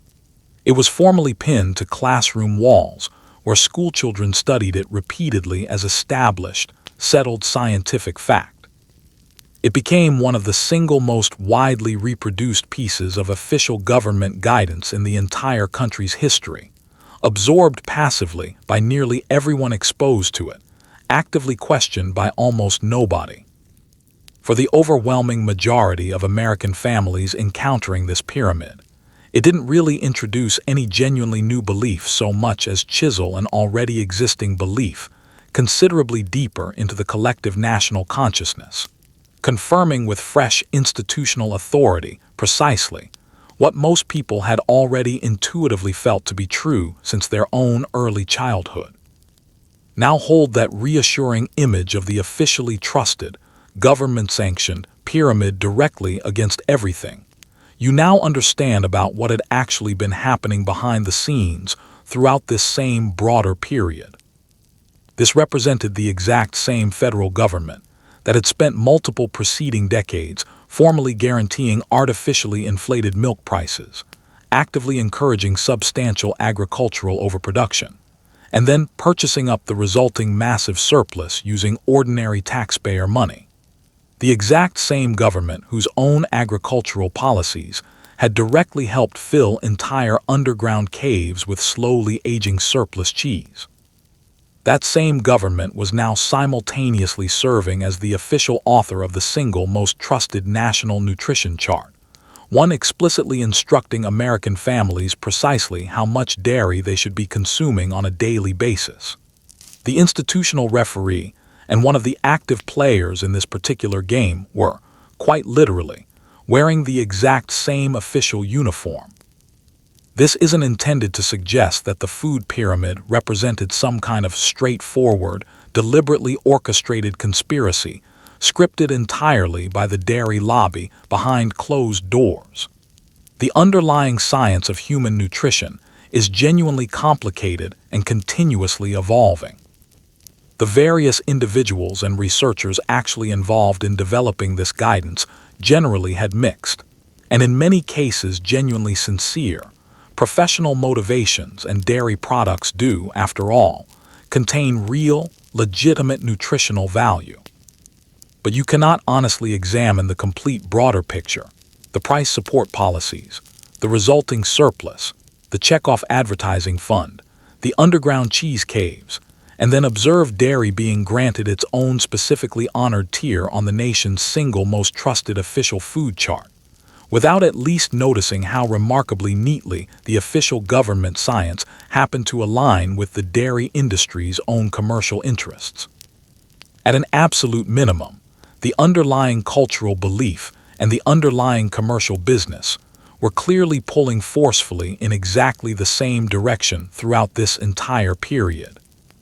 So the pyramid quietly accomplished its considerable underlying work, reinforcing the perceived daily dairy requirement within millions of individual American households. And the industry, characteristically never fully satisfied, was about to translate this relatively vague official blessing into an even more precise, more memorable, and considerably more guilt-inducing specific number. as overall fresh milk consumption continued its slow but measurable decline. The broader industry began actively pushing a crisp, highly memorable target directly at American families. 3 total servings of dairy per day, every single day without exception. This particular numerical target appeared consistently across advertisements, within school curricula, printed directly on product packaging, and repeated in the public statements of numerous well-meaning health professionals and voices. It represented a nice, clean round number that sounded appropriately scientific and reasonably achievable for an average family to accomplish. 3 servings daily proved easy to remember, and critically, equally easy to feel genuinely guilty about failing to achieve. And that particular emotional dynamic was precisely the underlying point of the campaign. By transforming dairy consumption into an explicit daily quota, this messaging campaign successfully made every single glass of milk a person didn't drink feel like a small, personal dietary failure, while simultaneously making every glass they did drink feel like a small, responsible personal victory. There exists genuine underlying psychology behind the specific choice of the number 3, and this particular choice was almost certainly not accidental. A vague, general instruction to simply eat some reasonable amount of dairy is relatively easy for most people to mentally shrug off, because a person can always privately tell themselves they had a bit of cheese somewhere during the day and consider the underlying requirement adequately satisfied. But a precise, specific, memorable quota fundamentally changes the entire underlying psychological dynamic. 3 represents a number small enough to feel genuinely reasonable and achievable, yet simultaneously large enough to require some actual conscious effort spread across an entire day, while also being sufficiently round and memorable to lodge itself permanently within a person's memory. 3 servings a day essentially chants itself rhythmically once encountered.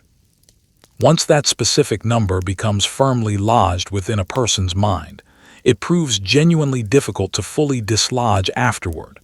And critically, a specific numerical target, unlike a vague, warm feeling, can be objectively failed to be met. That represents the quiet underlying cruelty embedded within this particular campaign. The earlier milk does a body good messaging was essentially impossible to fall short of in any meaningful sense, because it explicitly asked nothing specific of the viewer. But 3 servings a day represents a concrete, measurable target that a person can genuinely fail to hit on any given day. And failing to meet a specific target reliably creates a small psychological pang, a faint, nagging internal sense that a person has somehow failed at their basic responsibilities, whether as an individual or, considerably worse in emotional terms, as a parent. Every single day, this particular quota effectively resets itself, offering a fresh daily opportunity to fall short once again and experience that same small tug of low-level dietary guilt. Guilt, as it turns out, functions as a remarkably effective and durable underlying sales engine, considerably more reliable over the long term than simple product desire or craving. If you can successfully convince a broad population that failing to consume sufficient quantities of your specific product constitutes a small daily personal failing, you have effectively built a self-sustaining persuasive machine that continues operating on its own momentum. The customer essentially performs the ongoing persuasive work themselves, quietly scolding themselves toward the refrigerator, reaching for 1 additional yogurt or 1 additional glass of milk, motivated not by genuine craving, but instead by a faint, persistent sense of unmet obligation. The 3 servings a day campaign effectively outsourced the underlying nagging function directly from the advertising agency onto each individual consumer's own internal conscience. This particular numerical target also arrived carefully wrapped in the reassuring outward costume of legitimate scientific precision. 3 servings daily sounds, on its surface, like a precise, evidence-based prescription, exactly the type of exact figure a careful, rigorous researcher might have arrived at following extensive controlled study. Whether the specific number 3 genuinely deserved that particular level of public confidence represents a considerably messier underlying scientific question than this particular advertising campaign ever fully acknowledged to consumers. But the mere existence of a firm, specific numerical figure accomplished its intended persuasive work, regardless of the underlying scientific uncertainty. Numerical precision reliably signals underlying authority to most audiences, and authority, in turn, reliably signals underlying truth, even in situations where that apparent precision is doing considerably more marketing work than genuine scientific measurement work. And once again, notice the same quiet underlying context whispering beneath this entire renewed marketing effort. This crisp, memorable, guilt-inducing daily quota was pushed specifically because overall milk consumption continued sliding downward during this period, and the broader industry genuinely needed a considerably firmer psychological grip on consumer behavior than it currently possessed. The earlier vague warmth of previous advertising decades was evidently no longer sufficient to hold the line against declining consumption. So the underlying messaging grew correspondingly more specific, more numerically precise, and more psychologically demanding over time. The 3 servings a day campaign represented a genuine tightening of the underlying persuasive screws, a direct response to measurably slipping consumer loyalty, carefully dressed up as friendly, helpful nutritional advice for concerned families. So the underlying daily dairy requirement, first formally stamped onto the official food groups, then further enshrined within the food pyramid, was now sharpened considerably into a precise, specific number that consumers could genuinely feel bad about personally missing each and every single day. But specific numerical quotas represented merely the gentler end of the industry's available persuasive arsenal. Underneath all of this sat one single, overarching idea, arguably the single most powerful concept the dairy industry ever successfully sold to the American public. The specific idea that reliably made grandparents actively nag their grandchildren and made children dutifully finish their glass. It's time now to talk specifically about your bones. The single most powerful underlying idea the dairy industry ever successfully sold to the American public is this: that milk actively builds strong bones during childhood and reliably protects a person from painful, dangerous fractures later in life as they age. This particular claim represents the underlying reason grandparents across the country have historically nagged their grandchildren to finish every last drop in their glass. Milk does genuinely contain calcium. That specific underlying fact is entirely true. But the tidy, supremely confident promise that drinking large quantities of it throughout one's life will reliably protect one's bones decades into the future turns out to be considerably messier and more scientifically contested than the advertising campaigns ever suggested to consumers, with substantial ongoing research meaningfully complicating this simplified underlying narrative. None of that underlying scientific complexity mattered particularly much to the actual advertising campaigns themselves. Fear of eventual physical frailty represents a genuinely powerful human motivator, and strong bones consequently became the central emotional cornerstone underlying the entire broader milk marketing empire. Of every single specific claim examined throughout this extended story, the bone strength claim stands as the clear champion, the one particular assertion that ultimately outlasted virtually every other advertising slogan and burrowed itself most deeply into the collective national gut.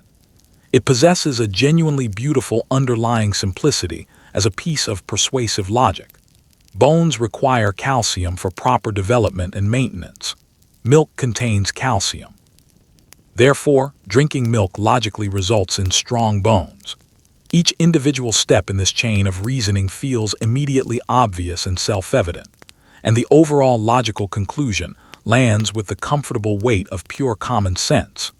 It represents precisely the kind of argument that feels considerably less like an actual persuasive claim requiring evidence and considerably more like a fact a person has simply always intuitively known to be true. The genuine underlying genius of this particular bone strength narrative is that it comes prepackaged with a built-in fear component, and that underlying fear effectively targets every single person across the entire span of a human life. For children, the narrative centers around growing appropriately strong and tall, building a genuinely sturdy skeletal foundation for their future adult life. For adults in their middle years, the narrative shifts toward actively maintaining the existing bone strength they currently possess.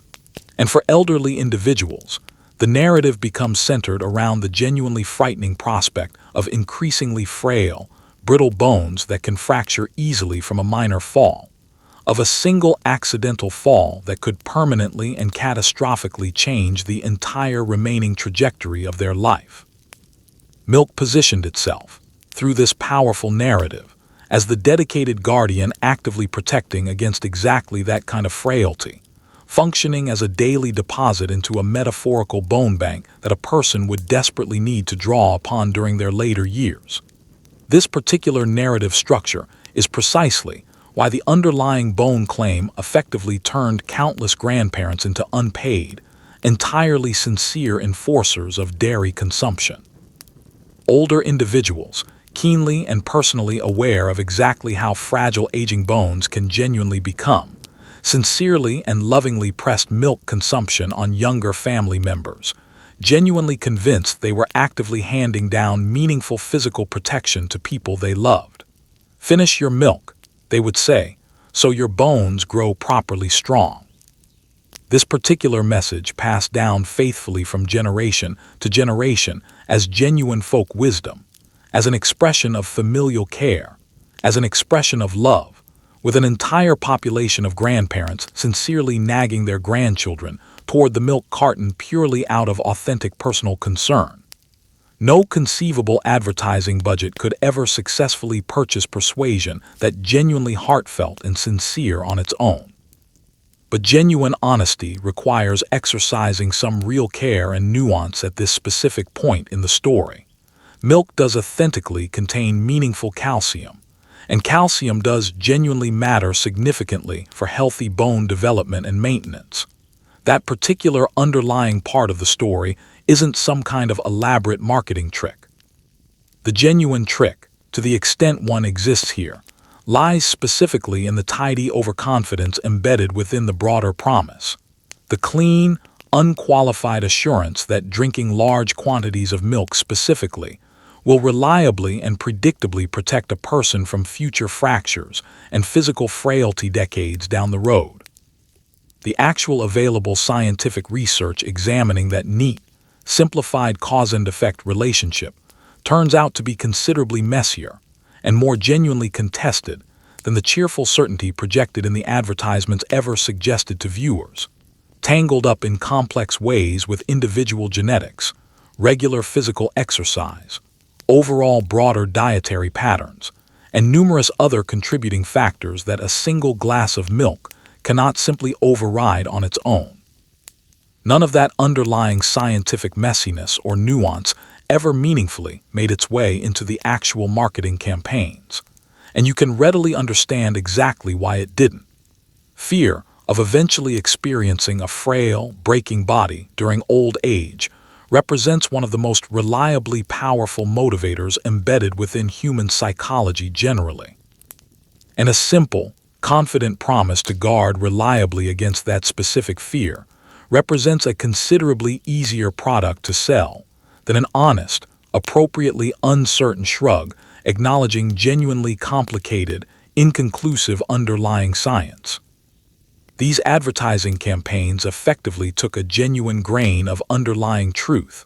Calcium does meaningfully matter for bone health, and inflated that single grain considerably into an entire emotional cornerstone, a confident promise of long-term physical protection that people would genuinely organize significant portions of their own lives and their children's lives around. And so the bone strength narrative became the primary load-bearing wall supporting the entire broader milk marketing empire, arguably the deepest and most sincerely held belief within the entire extended narrative we've traced tonight. But even as that particular foundational wall continued standing strong within the public consciousness, the broader wholesome public image surrounding milk was already beginning to develop some genuine visible cracks. Because behind the cartoon cows and the smiling celebrity endorsements, milk was quietly becoming an increasingly industrial product. And someone had just recently added a controversial new hormone that essentially nobody in the general public had specifically asked for. In 1993, during the exact same year milk marketing was riding at its cultural peak, a genuinely significant new controversy arrived in the form of a synthetically engineered hormone that could be administered to dairy cattle specifically to increase their overall milk production. This hormone received official regulatory approval for commercial use, and it demonstrably worked as intended, meaningfully boosting overall milk output from cattle that were, in many cases, already being pushed fairly hard under intensive modern dairy farming conditions. But many ordinary consumers felt genuinely uneasy about this development. Dairy farmers themselves argued heatedly among each other about the practice, and fierce public debates broke out concerning whether milk produced specifically from hormone-treated cows should be legally required to disclose that fact clearly on product labeling. This particular controversy represented a genuinely awkward moment for an entire industry whose public image had been carefully built for over a century around images of wholesome, natural, traditional farm life. Behind the cheerful cartoon cow characters and the glamorous celebrity milk mustaches, the actual underlying business of producing milk was visibly becoming an increasingly industrialized process, and members of the general public were genuinely beginning to notice this underlying shift. The specific timing here is almost too perfectly ironic to be entirely coincidental. In this exact same historical stretch of years, when milk marketing was actively smearing itself across the faces of beloved national celebrities, and asking the general public that now famous catchy two-word question about empty cartons, the actual underlying business of producing milk was simultaneously taking a sharp, decisive turn directly into the research laboratory. A genetically engineered hormone had been successfully developed that, when regularly administered to dairy cattle, reliably prompted those animals to produce noticeably increased quantities of milk. This hormone received official regulatory approval, entered widespread commercial use, and delivered precisely the outcome it had been designed to achieve: meaningfully more milk output from the exact same underlying animals. You can immediately understand why this particular development landed so awkwardly within the broader cultural context of the time. The entire accumulated emotional architecture underlying decades of milk marketing rested fundamentally on carefully cultivated images of wholesomeness and natural farm life. Elsie the friendly cartoon cow, peaceful green pastures, the simple, timeless, uncomplicated goodness traditionally associated with family farming. And now here, suddenly, was a product explicitly created through genetic engineering, being regularly injected into dairy cattle specifically to extract increased output from animal bodies that were, according to many critics, already being pushed quite hard under existing intensive farming practices. The underlying gap between the comfortable pastoral fantasy depicted on product cartons and the considerably more industrial reality operating behind the scenes had suddenly become very visibly apparent to ordinary consumers.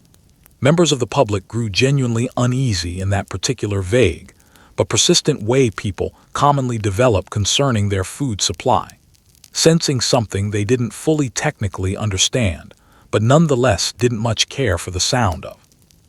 Genetically engineered hormone simply wasn't a phrase that paired especially well in the public imagination with the comfortable, cozy image of an ordinary morning glass of milk. And this underlying unease sparked a genuinely practical, contentious public fight, one that ultimately proved surprisingly revealing about the broader underlying dynamics at play. Should milk produced from hormone-treated cattle be legally required to clearly disclose that fact on its packaging label? Did ordinary consumers possess a fundamental right to know this specific information about their food? That particular labeling battle became genuinely fierce and contentious, and it's worth carefully understanding exactly why it mattered so much to both sides. On one side of this debate stood consumers who genuinely felt that if their purchased milk came specifically from hormone-treated cattle, they deserved to be clearly informed of that fact directly on the product packaging. On the opposing side stood various commercial interests who very much did not want that specific type of label applied, precisely because they understood it might reasonably cause hesitant shoppers to think twice before purchasing. The underlying fight over a relatively small number of specific words appearing on a product package was, in genuine substance, really a much larger fight over whether the increasingly industrial underlying reality of modern milk production would be permitted to remain comfortably hidden from public view. And that represents the considerably deeper underlying significance of this entire episode, extending well beyond this one specific hormone controversy in isolation. It marks the particular moment when the carefully maintained curtain genuinely slipped, when the meticulously cultivated image of wholesome, natural, pastoral milk collided directly and publicly with the considerably more industrial, engineered, output-maximizing reality, underlying how a great deal of commercial milk was actually being produced by this point. Members of the public caught a genuine, if partial, glimpse behind the friendly cartoon cow, and what many of them saw looked considerably more like an efficient factory than a traditional family farm. This particular underlying dissonance didn't fully destroy milk's broader cultural reputation, but it did leave a genuine hairline crack running through the carefully constructed wholesome public facade that had taken well over a century to fully build. For an entire industry whose persuasive power fundamentally depended on cultivated feeling, on carefully manufactured warmth and nature and consumer trust, that particular crack genuinely mattered. Once people begin genuinely suspecting that a carefully cultivated friendly public image might be quietly concealing something considerably less friendly underneath, the underlying positive feeling becomes correspondingly harder to reliably sell going forward. And as it turned out, this particular hormone controversy wasn't the only genuinely inconvenient underlying reality that decades of cheerful advertising had carefully declined to mention to the general public. There existed a considerably larger inconvenient reality still waiting to be acknowledged, a simple, basic biological fact about human physiology that the industry's universal "everyone needs milk" messaging had quietly and consistently ignored throughout its entire multi-decade run. Here is a genuinely important fact that the extensive milk advertising campaigns very carefully never mentioned to the general public throughout their entire multi-decade history. A substantial share of the world's total adult population cannot actually comfortably digest milk at all. The underlying biological ability to properly break down milk sugar beyond early childhood actually represents the genuine biological exception across much of overall humanity, rather than representing the biological default rule most people assume it to be. For a great many people worldwide, consuming a large glass of milk results primarily in uncomfortable digestive cramping and genuine physical misery, rather than delivering the promised strong bones and improved health. And yet, throughout this entire extended advertising campaign, the underlying messaging consistently addressed everyone universally, as though milk represented some kind of basic, universal human biological need, a genuine birthright belonging equally to every single person regardless of their individual physiology. This represents a genuinely strange, persistent underlying blind spot running throughout an advertising message that spanned multiple full decades. And it reveals just how thoroughly the entire broader enterprise was ultimately built around a compelling cultural story, rather than around actual underlying human biology. Let's begin by carefully examining the basic underlying biology involved here, because it genuinely upends the entire foundational everyone needs milk premise that these advertising campaigns consistently relied upon. Milk contains a specific type of sugar, and properly digesting that particular sugar requires the body to produce a specific corresponding enzyme.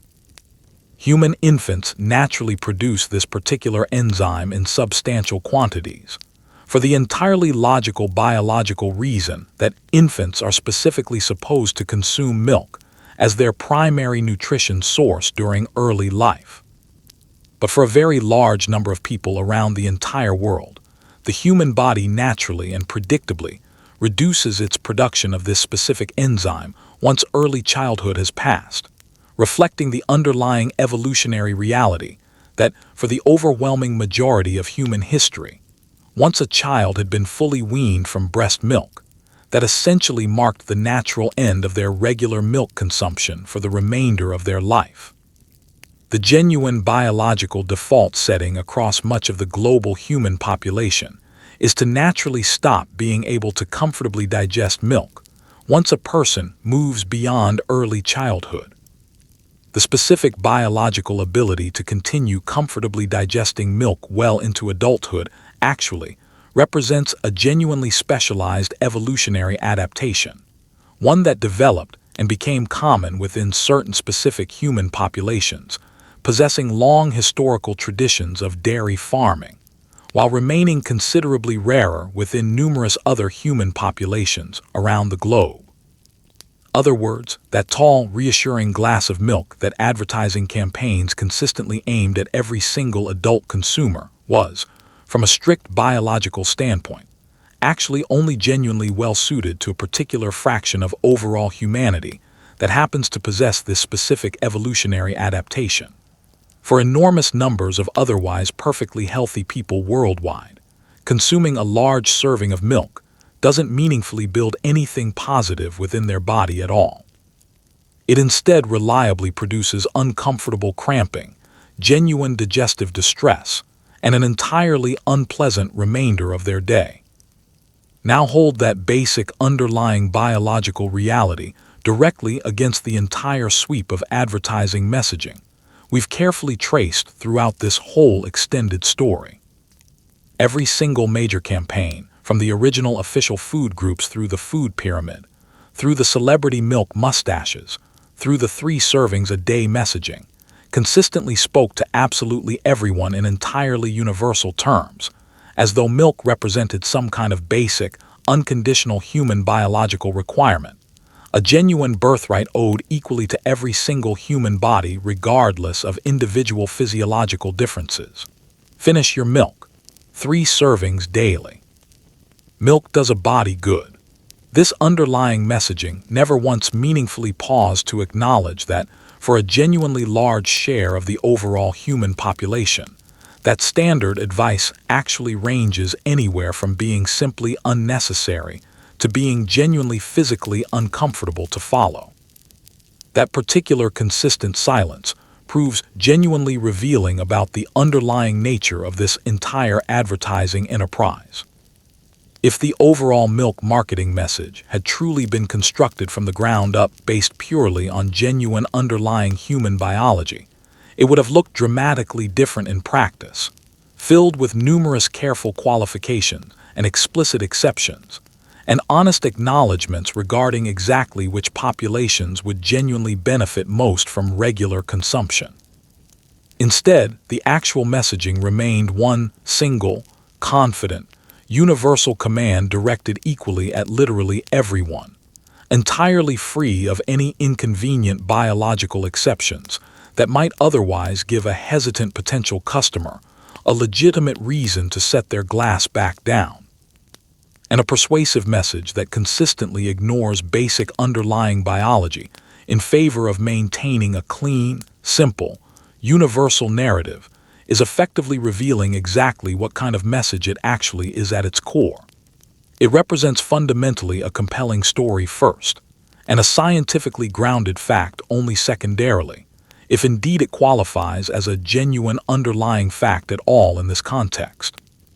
There is something genuinely clarifying about identifying this particular consistent blind spot, because it effectively strips away any remaining illusion that this entire multi-decade enterprise was ever fundamentally centered around genuine human health and well-being above all else.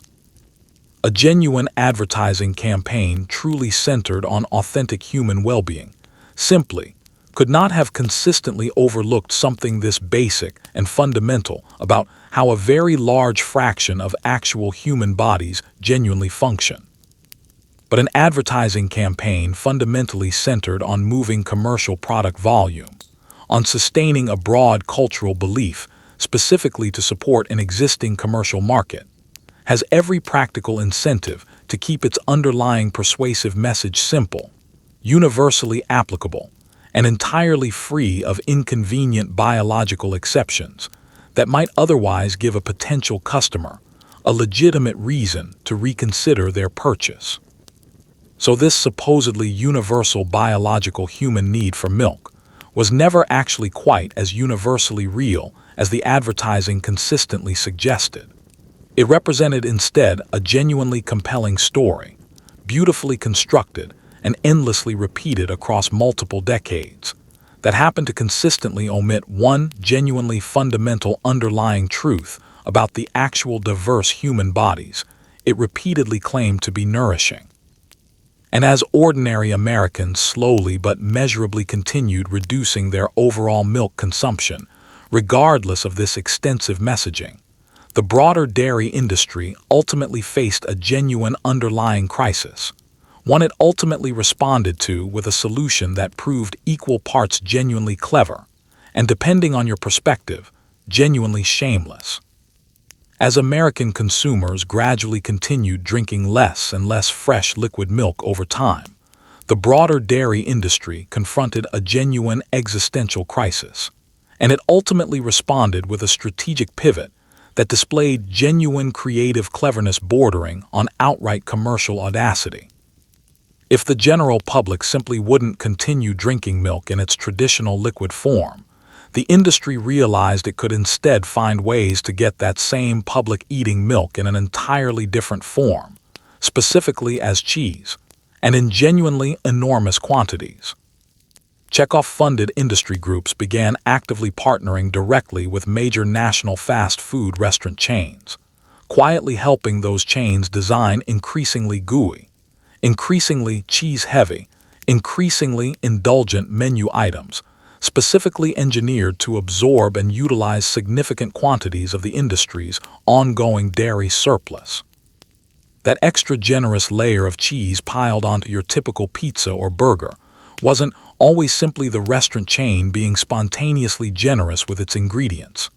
In many documented cases, it represented the direct, calculated result of a coordinated industry effort specifically designed to keep the broader dairy production pipeline flowing steadily, one melted, stretchy, satisfying bite at a time. The underlying problem confronting the industry at this point in our story was genuinely stark and increasingly difficult to ignore. Despite all the accumulated milk mustaches and memorable slogans and carefully engineered daily consumption quotas, ordinary Americans were steadily drinking measurably less fresh liquid milk with each passing year. But the actual underlying physical milk supply kept flowing at consistently high volumes, thanks to the combined effects of ongoing federal price supports, continued industrial farming efficiency, and generations of hardworking dairy cattle. So the industry found itself facing a genuinely mounting overall dairy supply alongside a measurably shrinking public appetite for the most obvious traditional form of consuming it. The liquid product itself was steadily falling out of favor with ordinary consumers. The genuinely pressing underlying question facing industry strategists became, How exactly do you successfully route all of that accumulated dairy supply into the diets of a population that increasingly no longer wanted to drink it directly? The eventual answer the industry settled upon was genuinely elegant in its underlying cynicism. You don't actually need to convince people to drink milk directly if you can instead successfully convince them to eat it in a different form. And the single most seductive, craveable, endlessly versatile form of eaten dairy available happens to be cheese. Cheese represents milk transformed into something people genuinely lust after on a visceral level, gooey and rich and deeply savory, functioning as precisely the kind of ingredient that reliably makes indulgent comfort food feel even more indulgent and satisfying. If the broader American public would no longer willingly sip its dairy consumption directly from a drinking glass, it could instead be successfully persuaded to devour that same dairy melted generously over nearly everything else it was already eating regularly. And this is genuinely where the underlying story becomes particularly eye-opening upon closer examination. This broader industry push toward significantly increased cheese consumption wasn't simply left to random chance or to the independent creative whims of individual restaurant chains operating on their own. Chekhov-funded industry promotional groups, that same mandatory centralized financial machine we examined earlier in this story, actively partnered directly with major national fast food chains, working collaboratively with those companies to develop and heavily promote specific menu items deliberately engineered to carry maximum possible quantities of cheese. Increasingly gooey specialty pizzas, deliberately cheesier burger variations, entirely new indulgent menu creations, specifically designed to drip generously with melted dairy product. The broader dairy industry was, quite literally, actively consulting with major restaurant chains regarding precisely how to successfully embed increased quantities of its accumulated surplus directly into the everyday food that ordinary Americans were already regularly consuming out of established habit. So that generous extra blanket of melted cheese appearing on your typical fast food order wasn't always simply an act of independent culinary generosity or a particular chef's spontaneous creative inspiration. In numerous well-documented cases, it represented the directly visible result of a deliberate, carefully coordinated, well-funded industry strategy, specifically designed to find a reliable commercial home for accumulated dairy surplus by strategically embedding that surplus within the most popular, most frequently ordered indulgent foods across the entire country. The underlying commercial pipeline that had originally run primarily through the traditional morning glass of milk now ran instead through the drive-through lane, delivered one melted, stretchy, deeply satisfying bite at a time. Step back for a moment and genuinely admire the sheer strategic audacity of this particular commercial maneuver. An entire industry that had spent well over a full century carefully marketing milk primarily as a symbol of pure, wholesome health had, once that particular health-focused angle began genuinely losing its persuasive commercial traction with consumers, pivoted remarkably seamlessly toward, instead, loading its accumulated surplus directly into rich, indulgent fast food products. These two distinct underlying messages sit together in genuinely uncomfortable tension when examined closely side by side. Milk builds your bones and protects your future physical health, on the one hand, and here is an entirely fresh new way to melt considerably more cheese generously onto your burger, on the other hand. Wholesome guardian of long-term personal health, and simultaneously the quiet architect behind extra cheesy, indulgent fast food, operating at precisely the exact same historical moment.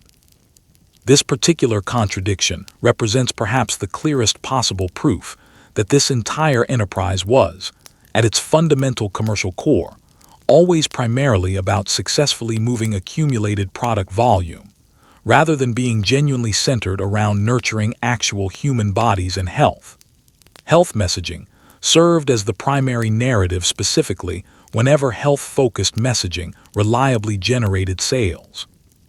Indulgence-focused messaging instead became the primary commercial vehicle whenever indulgence proved to be what most effectively kept the broader dairy supply pipeline flowing steadily. The underlying commercial goal never genuinely changed throughout this entire story. Only the specific outward costume being worn at any given moment changed to match prevailing consumer sentiment. And even with this clever cheese-focused strategy helping prop up overall dairy sales figures, the industry's original flagship product and its once legendary advertising campaigns were increasingly running out of meaningful commercial road, eventually forcing the broader industry to formally retire one of its most beloved advertising icons and quietly acknowledge that the broader cultural landscape had genuinely and permanently shifted beneath its feet. By 2014, even the once mighty and enormously successful Got Milk advertising campaign had genuinely run out of effective commercial steam, and it was ultimately quietly retired from active use in favor of an entirely fresh replacement slogan, one instead promising consumers that milk would provide them with genuine life and sustained physical energy. This particular transition represented a genuinely telling moment within our broader story. After several full decades of essentially unchallenged commercial dominance, milk as a product now had to actively work considerably harder simply to remain culturally relevant, continuously reinventing its core public messaging while actively chasing after an increasingly skeptical general public that was measurably drifting away from the product over time. This new replacement messaging leaned much more heavily on themes of general vigor and overall vitality, rather than continuing to rely on milk's older, more established certainties surrounding bone health and daily dietary requirements. The broader dairy empire wasn't exactly collapsing outright at this particular moment, but for genuinely the first time in a very long time, it found itself operating from a distinctly defensive commercial posture rather than its previously dominant offensive one. Consider carefully what it genuinely meant, from a broader strategic perspective, for the industry to formally retire the Got Milk campaign after so many years of tremendous commercial success. That particular slogan hadn't simply functioned as one advertising campaign among many others throughout the years. It had become one of the single most successful individual pieces of marketing in the entire country's advertising history, a phrase so thoroughly embedded within everyday American language that people would casually repeat it in conversation without any conscious thought of milk whatsoever entering their mind. Setting that particular slogan aside permanently wasn't merely a minor cosmetic tweak to ongoing marketing strategy. It represented a genuine underlying admission, however quietly and indirectly delivered, that even the single greatest weapon within the industry's extensive marketing arsenal had ultimately stopped working effectively enough, that the underlying comedic joke had genuinely grown stale over time, and that the particular anxiety it had once reliably triggered in consumers no longer effectively motivated people toward the refrigerator quite the way it previously had. The specific replacement messaging that followed pivoted noticeably in its overall underlying approach. Rather than continuing with the older anxious question focused on potentially running out of product, or continuing to lean on the deeper established promises surrounding bone health and daily dietary requirements, this newer messaging pitch instead leaned heavily into themes of general vigor, active life, sustained energy, and overall personal vitality. Milk was being deliberately recast in this newer messaging as essential fuel supporting an active, vibrant lifestyle, functioning considerably less as a solemn health-related obligation and considerably more as an energetic personal lifestyle choice. On the immediate surface, this particular messaging shift felt fresher and generally more upbeat in tone. But underneath that surface refresh, it carried a genuine faint undertone of underlying commercial desperation, the distinct sound of an established product actively scrambling to appear culturally relevant to a general public that was, by this point, quietly and steadily wandering away from it entirely. Because that particular strategic reinvention effort is itself genuinely revealing, and it's worth stating that underlying observation plainly and directly. For the vast majority of this entire extended story, milk simply never had to actively chase after anyone as a consumer base. It sat comfortably enthroned as the essentially unquestioned cultural symbol of overall health, formally written directly into the official food groups, prominently stamped onto the widely distributed food pyramid, handed out daily at essentially every American public school lunch, actively nagged about by essentially every caring grandparent across the country. It functioned as the established cultural default, the assumed given, the underlying thing people simply believed in without meaningfully questioning it.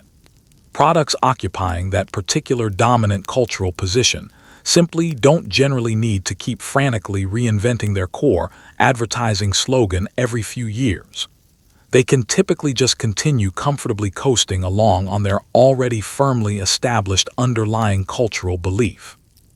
When a particular product suddenly finds itself needing to work this hard commercially, when it formally retires its single most historically successful advertising campaign and goes actively searching for a fresher, punchier replacement message, specifically designed to feel more vital and culturally current, that particular behavior pattern isn't characteristic of an unquestioned market champion operating from a position of strength.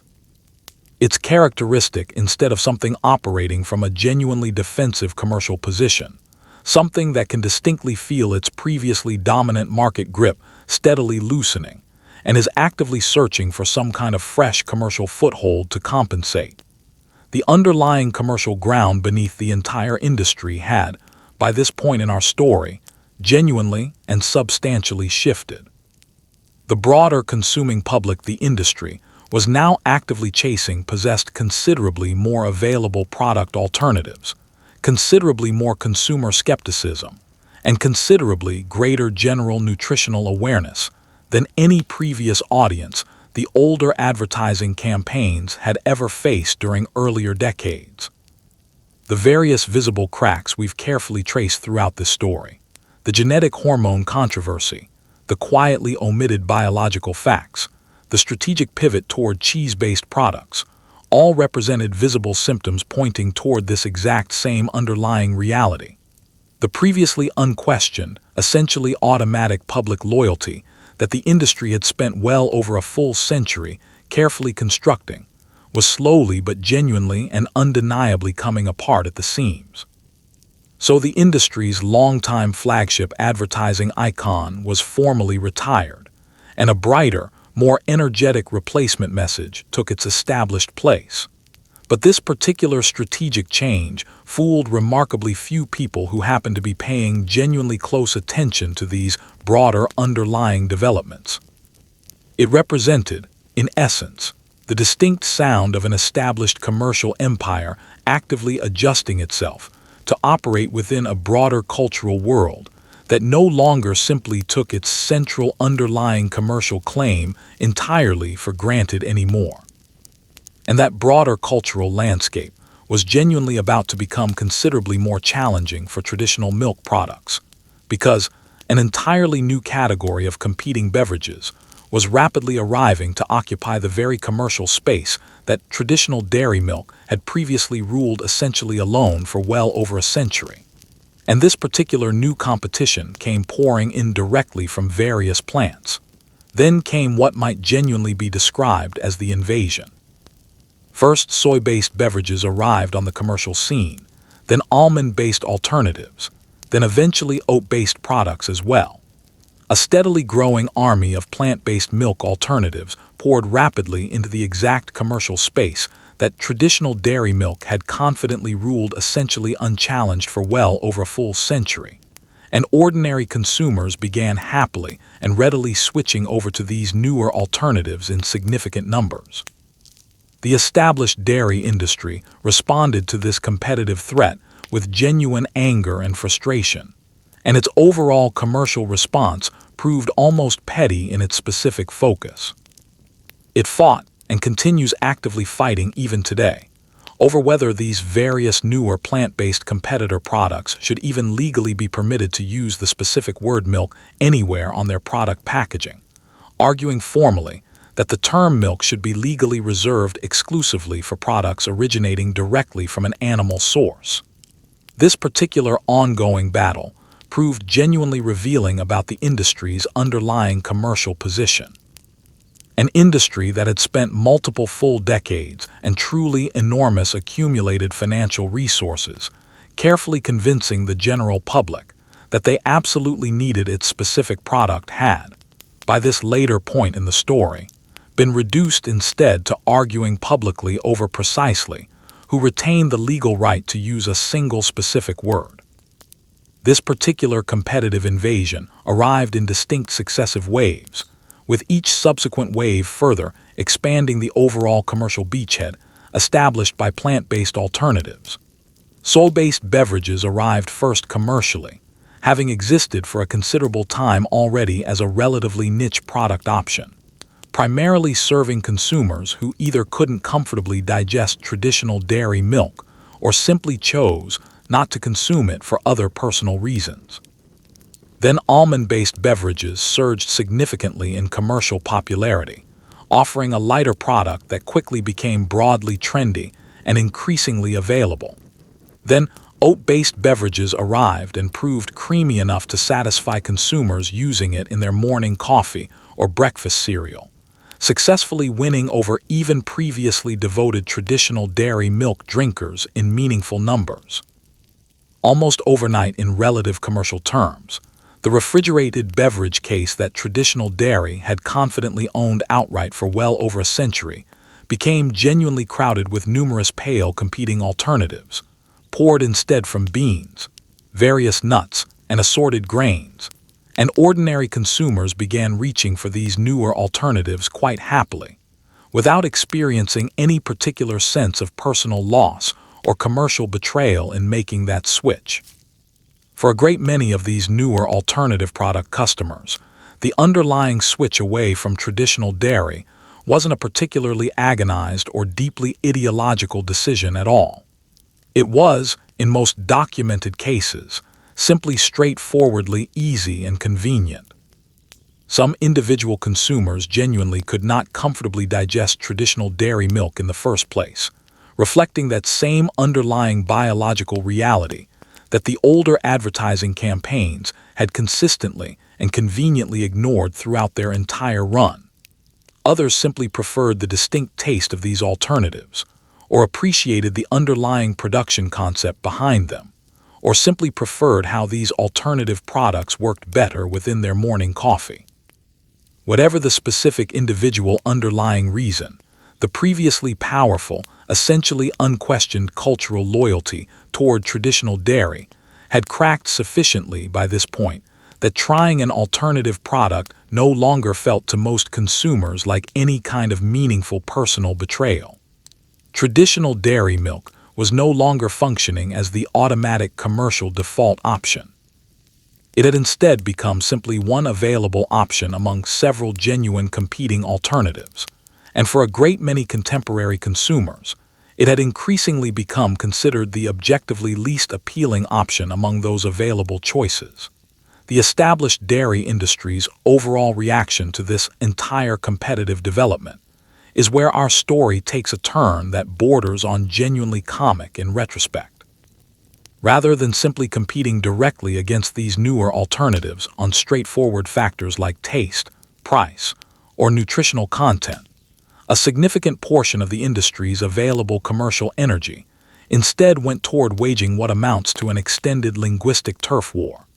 It fought loudly and quite persistently over whether these various plant-based competitor products should even be legally permitted to describe themselves using the specific word milk at all. Milk, according to this particular industry argument, is definitionally something that specifically originates from the mammary glands of an animal, and these newer plant-based competitor products, the argument continued, had no legitimate legal claim whatsoever to that particular established term. The entire underlying battle line in this particular commercial conflict was ultimately drawn quite specifically around control of a single noun. There is something genuinely telling embedded within that particular strategic choice of primary battlefield. Consider the complete overall arc of this entire extended story we've traced together tonight. Here stands an industry that spent well over a full century and truly staggering accumulated sums of money, along with the complete institutional authority of the federal government itself, successfully convincing an entire nation that it fundamentally needed this specific product simply in order to live and thrive properly. And now, arriving at the effective end of that long historical arc. Faced with genuine, meaningful commercial competition for the first time in generations, a substantial portion of the industry's remaining fighting energy had shrunk down specifically to insisting that no competing product be legally permitted to use one particular established word. From actively shaping the entire national dietary consciousness to instead policing dictionary definitions, that particular strategic shift from commanding widespread genuine belief to instead merely guarding specific vocabulary usage effectively captures this entire broader commercial decline in miniature form. When an industry or product truly dominates its commercial category outright, it typically doesn't need to fret excessively over what its competitors happen to call themselves, because it simply has no meaningful competitors worth formally nomming or contesting. Squabbling intensely over control of a single specific word is characteristically what an industry resorts to doing once its previously deep, essentially automatic consumer loyalty has genuinely eroded to the point where a simple product label represents one of the very few meaningful commercial advantages it still has remaining to actively defend. The same industry empire that had once effectively written the entire national dietary menu now found itself instead arguing primarily about semantic definitions. And underneath the surface-level pettiness of this particular ongoing word-based conflict lies a considerably larger and quieter underlying truth, one that had actually been genuinely true for considerably longer than most people within the industry would probably care to openly admit. For all of the accumulated advertising noise, all of the memorable campaigns, all of the many decades of commercial triumph and strategic reinvention, the actual physical glass had been slowly and steadily emptying essentially the entire time throughout this whole extended story. Step back now and genuinely examine the complete overall picture, and you'll notice a remarkable, genuinely revealing underlying trend hiding quietly beneath all of the cheerful accumulated advertising we've discussed throughout tonight's story. Since roughly the middle decades of the 20th century onward, the total measured amount of fresh liquid milk that the average American actually consumes has been steadily declining, year after year, decade after decade, without meaningful interruption. No matter how many additional celebrity milk mustaches or additional empty carton advertising campaigns the broader industry successfully threw at this underlying problem, no matter how much accumulated money, how many memorable slogans, how much sustained federal government backing was deployed in support, the actual measured glass kept steadily getting emptier throughout this entire extended period. This represents one of the genuinely quiet central ironies embedded within this whole extended saga. The single greatest, most sophisticated dairy marketing apparatus ever fully assembled throughout human commercial history was, the entire time it operated, actually slowly and steadily losing the very underlying commercial war it was specifically designed to fight and win. This particular underlying fact genuinely reframes essentially everything you've heard throughout tonight's extended story, so let that reality genuinely settle in for a moment. Line up mentally every single major advertising campaign discussed throughout this story. The official food groups, the food pyramid, the two world wars, the daily school lunch cartons, Elsie the cartoon cow, the celebrity milk mustaches, the Got Milk campaign, the 3 servings daily quota, the powerful bone strength promise, all of it combined together. Now lay that entire dazzling parade of accumulated commercial persuasion directly alongside the actual measured statistical numbers tracking how much fresh liquid milk ordinary Americans were genuinely drinking throughout this same period. And what you consistently find, when you actually examine those numbers carefully, is a steady, genuinely stubborn underlying decline running continuously beneath this entire elaborate commercial spectacle. Decade after decade, the actual glass was slowly emptying the entire time this powerful commercial machine was working its absolute hardest to keep it consistently full. Once you genuinely recognize that underlying pattern clearly, all of these previously discussed advertising campaigns begin to look entirely different in retrospect. They weren't, as they originally appeared at the time, simply the confident commercial flexes of an essentially unstoppable market champion. They represented instead, increasingly, the genuinely frantic countermeasures of an entire industry actively watching its core flagship product steadily slip away from continued commercial relevance. The very creative brilliance we've admired throughout this story, the genuine cleverness embedded within the Got Milk campaign, the accumulated glamour of the celebrity milk mustaches, the psychological precision embedded within the 3 servings daily messaging, all of it begins to read, upon closer reflection, as steadily escalating commercial effort deployed against an underlying consumer tide that ultimately would not meaningfully turn back in the industry's favor. Each individual brilliant advertising campaign was, in a genuine sense, itself serving as visible evidence of precisely the underlying commercial problem it was specifically designed and funded to solve. There exists a genuine underlying irony here that feels almost quietly poignant upon reflection. This entire extended commercial effort represented, by essentially any reasonable objective measure, one of the most successful, most generously funded, most deeply culturally embedded marketing campaigns in this entire country's advertising history. It successfully captured widespread everyday language usage, meaningfully shaped the broader national dietary consciousness, successfully enlisted active federal government support, and effectively conquered multiple successive generations of American childhood. By essentially any conventional standard used to measure advertising success, it represented a genuinely colossal commercial triumph. And yet the one single underlying thing, this entire elaborate apparatus was ultimately built and funded specifically to accomplish, successfully getting ordinary Americans to drink measurably more fresh liquid milk over time, it ultimately failed to achieve, slowly and steadily, throughout this same extended period. Throughout the entire time, this remarkable commercial machine was busy winning essentially every other measurable metric of advertising success available to it. It's genuinely worth being careful here about precisely what did and did not actually decline throughout this period, because the complete underlying picture isn't entirely simple or straightforward. Fresh liquid fluid milk specifically, that tall, cold glass positioned prominently at the center of essentially every advertisement discussed throughout tonight's story, represented the clear overall commercial loser, falling measurably year after year throughout this extended period.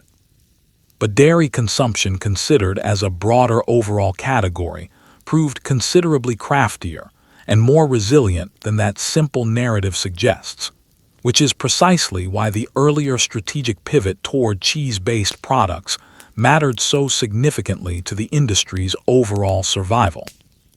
Even as the traditional glass of milk was steadily emptying, overall cheese consumption actually climbed measurably during this same period, effectively propped up by all of those strategic fast food industry partnerships, and by the enduring, essentially universal human appetite for genuinely satisfying melted comfort food.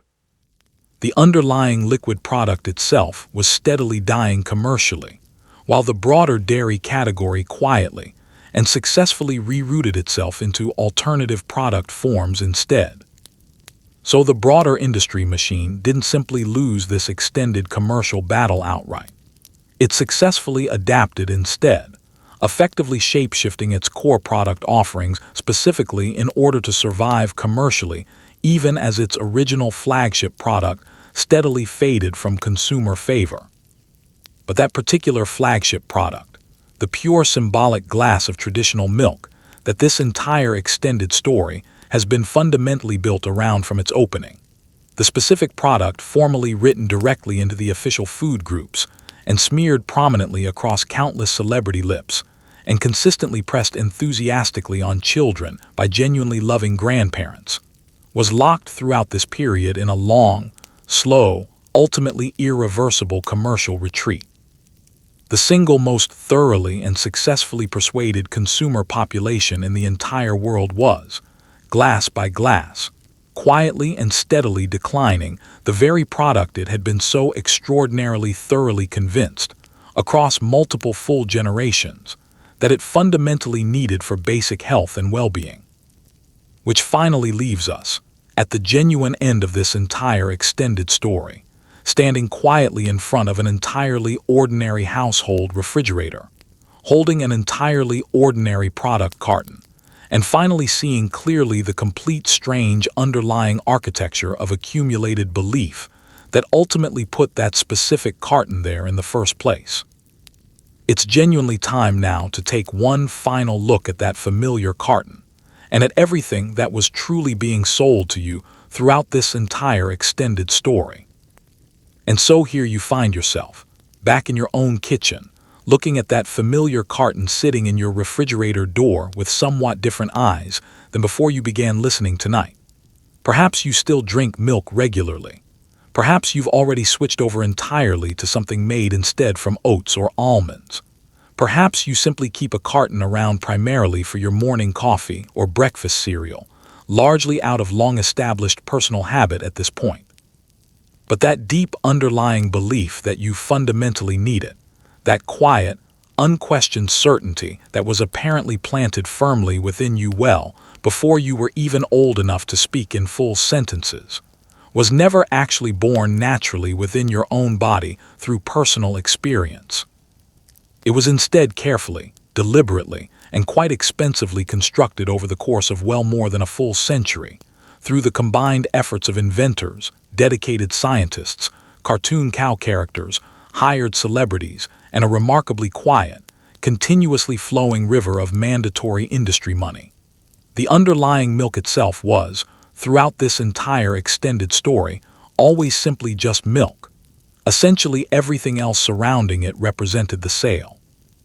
Retrace the complete overall journey we've covered together tonight, and genuinely marvel at just how much elaborate accumulated scaffolding ultimately supports one entirely simple household carton.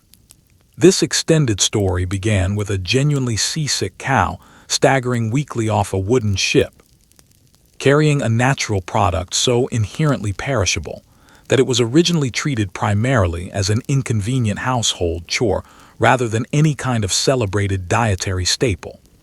The story then passed through the genuine documented horror of adulterated swill milk and stood alongside the sincere, genuinely heroic reformers who eventually worked to clean up that dangerous product.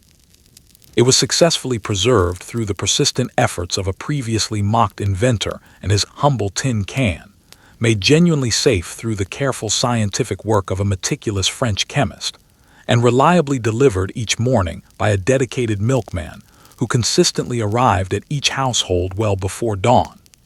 Each of these individual historical threads was entirely real, and several of them were genuinely noble and admirable in their own right. Then came the genuine pivotal turn in our story, the specific moment when a beloved cartoon cow character effectively taught the entire industry that you don't actually sell a simple liquid product directly. You instead sell an accompanying emotional feeling, and the underlying liquid product then simply follows along naturally afterward. From that particular pivotal moment forward, the accumulated broader cultural belief was built carefully and quite deliberately, layer upon successive layer. Genuine patriotic sentiment during two separate world wars, an authentic scientific credibility halo stemming from milk's genuine historical role in successfully defeating rickets. The full accumulated institutional authority embedded within the official food groups and later the widely distributed food pyramid.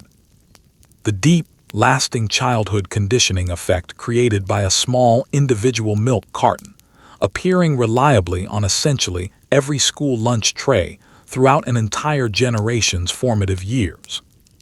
And quietly operating behind all of this later accumulated marketing sophistication, that same steady, continuously flowing, legally mandatory river of Chekhov-generated money, directly funding essentially every celebrity milk mustache and every empty carton comedic advertisement you may have personally laughed at throughout your own life.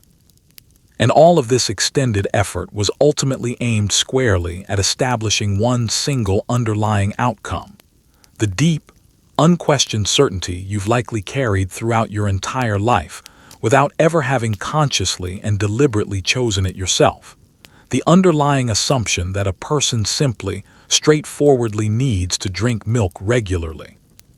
That particular deep certainty genuinely feels, to most people experiencing it, as though it originated entirely from somewhere deep within themselves, functioning essentially like ordinary common sense, like something they had simply always intuitively known to be true without ever needing to actively learn it. But by this point in tonight's extended story, you can now clearly see precisely where that particular deep certainty actually originated. It was carefully and quite expensively assembled over time by a combination of individual people and larger institutions, who each had considerable personal and commercial interest in you genuinely believing it to be true. And it was successfully installed within you so early in your own life, and so thoroughly and repeatedly reinforced afterward, that it eventually disappeared entirely into the quiet background of your own mind, effectively passing itself off as straightforward objective truth, rather than as a carefully constructed cultural belief. This particular extended story was never really intended, in the end, to make you feel personally foolish, nor to make you feel you need to dramatically pour out your remaining milk in some kind of symbolic protest. Milk genuinely represents a legitimate food product. It does contain real, measurable nutrients, and it does serve genuine practical culinary uses in countless recipes and daily meals. And if you personally happen to enjoy drinking it regularly, that represents an entirely valid and sufficient personal reason to continue doing so without any hesitation. The genuine underlying point of this entire extended story was never that milk itself represents some kind of dangerous or harmful substance, nor that personally enjoying it somehow makes a person a gullible commercial dupe.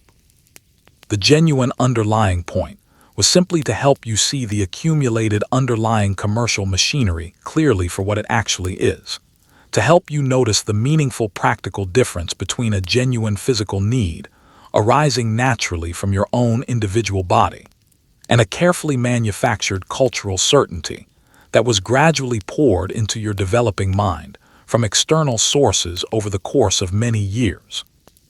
Because that particular underlying distinction turns out to be genuinely worth carefully noticing well beyond simply the contents of your household refrigerator.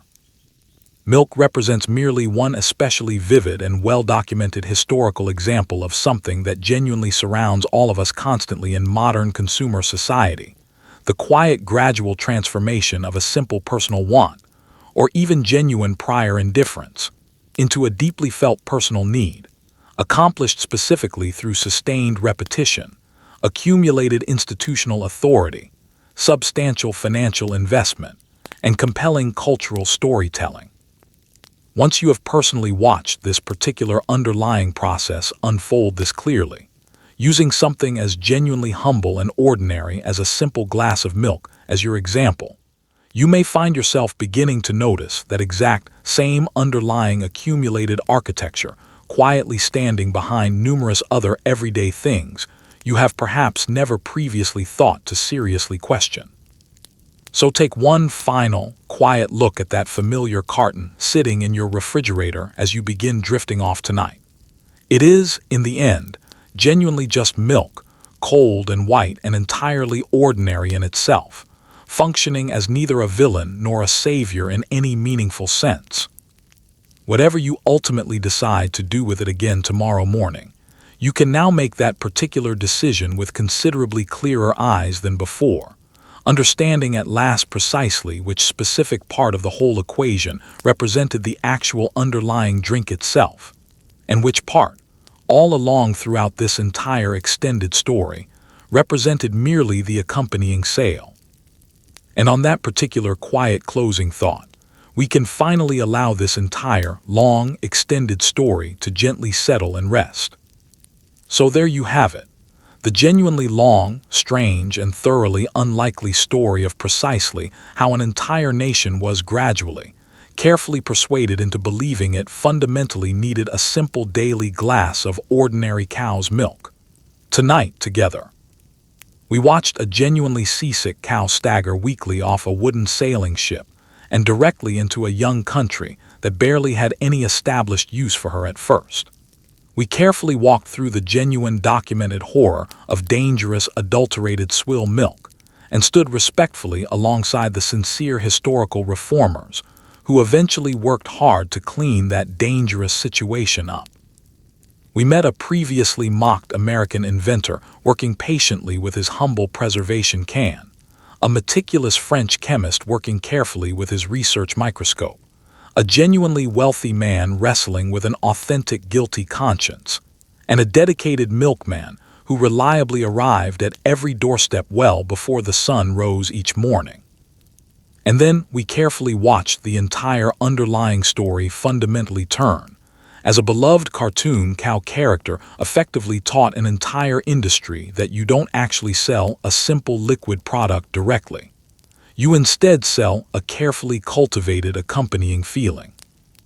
We watched milk become deliberately wrapped in the American flag, formally blessed by legitimate scientific discovery, officially stamped directly onto government food groups, and later the widely distributed food pyramid, and consistently handed out to children on essentially every school lunch tray, until that particular underlying belief simply became a permanent, unquestioned part of who they fundamentally were as adults.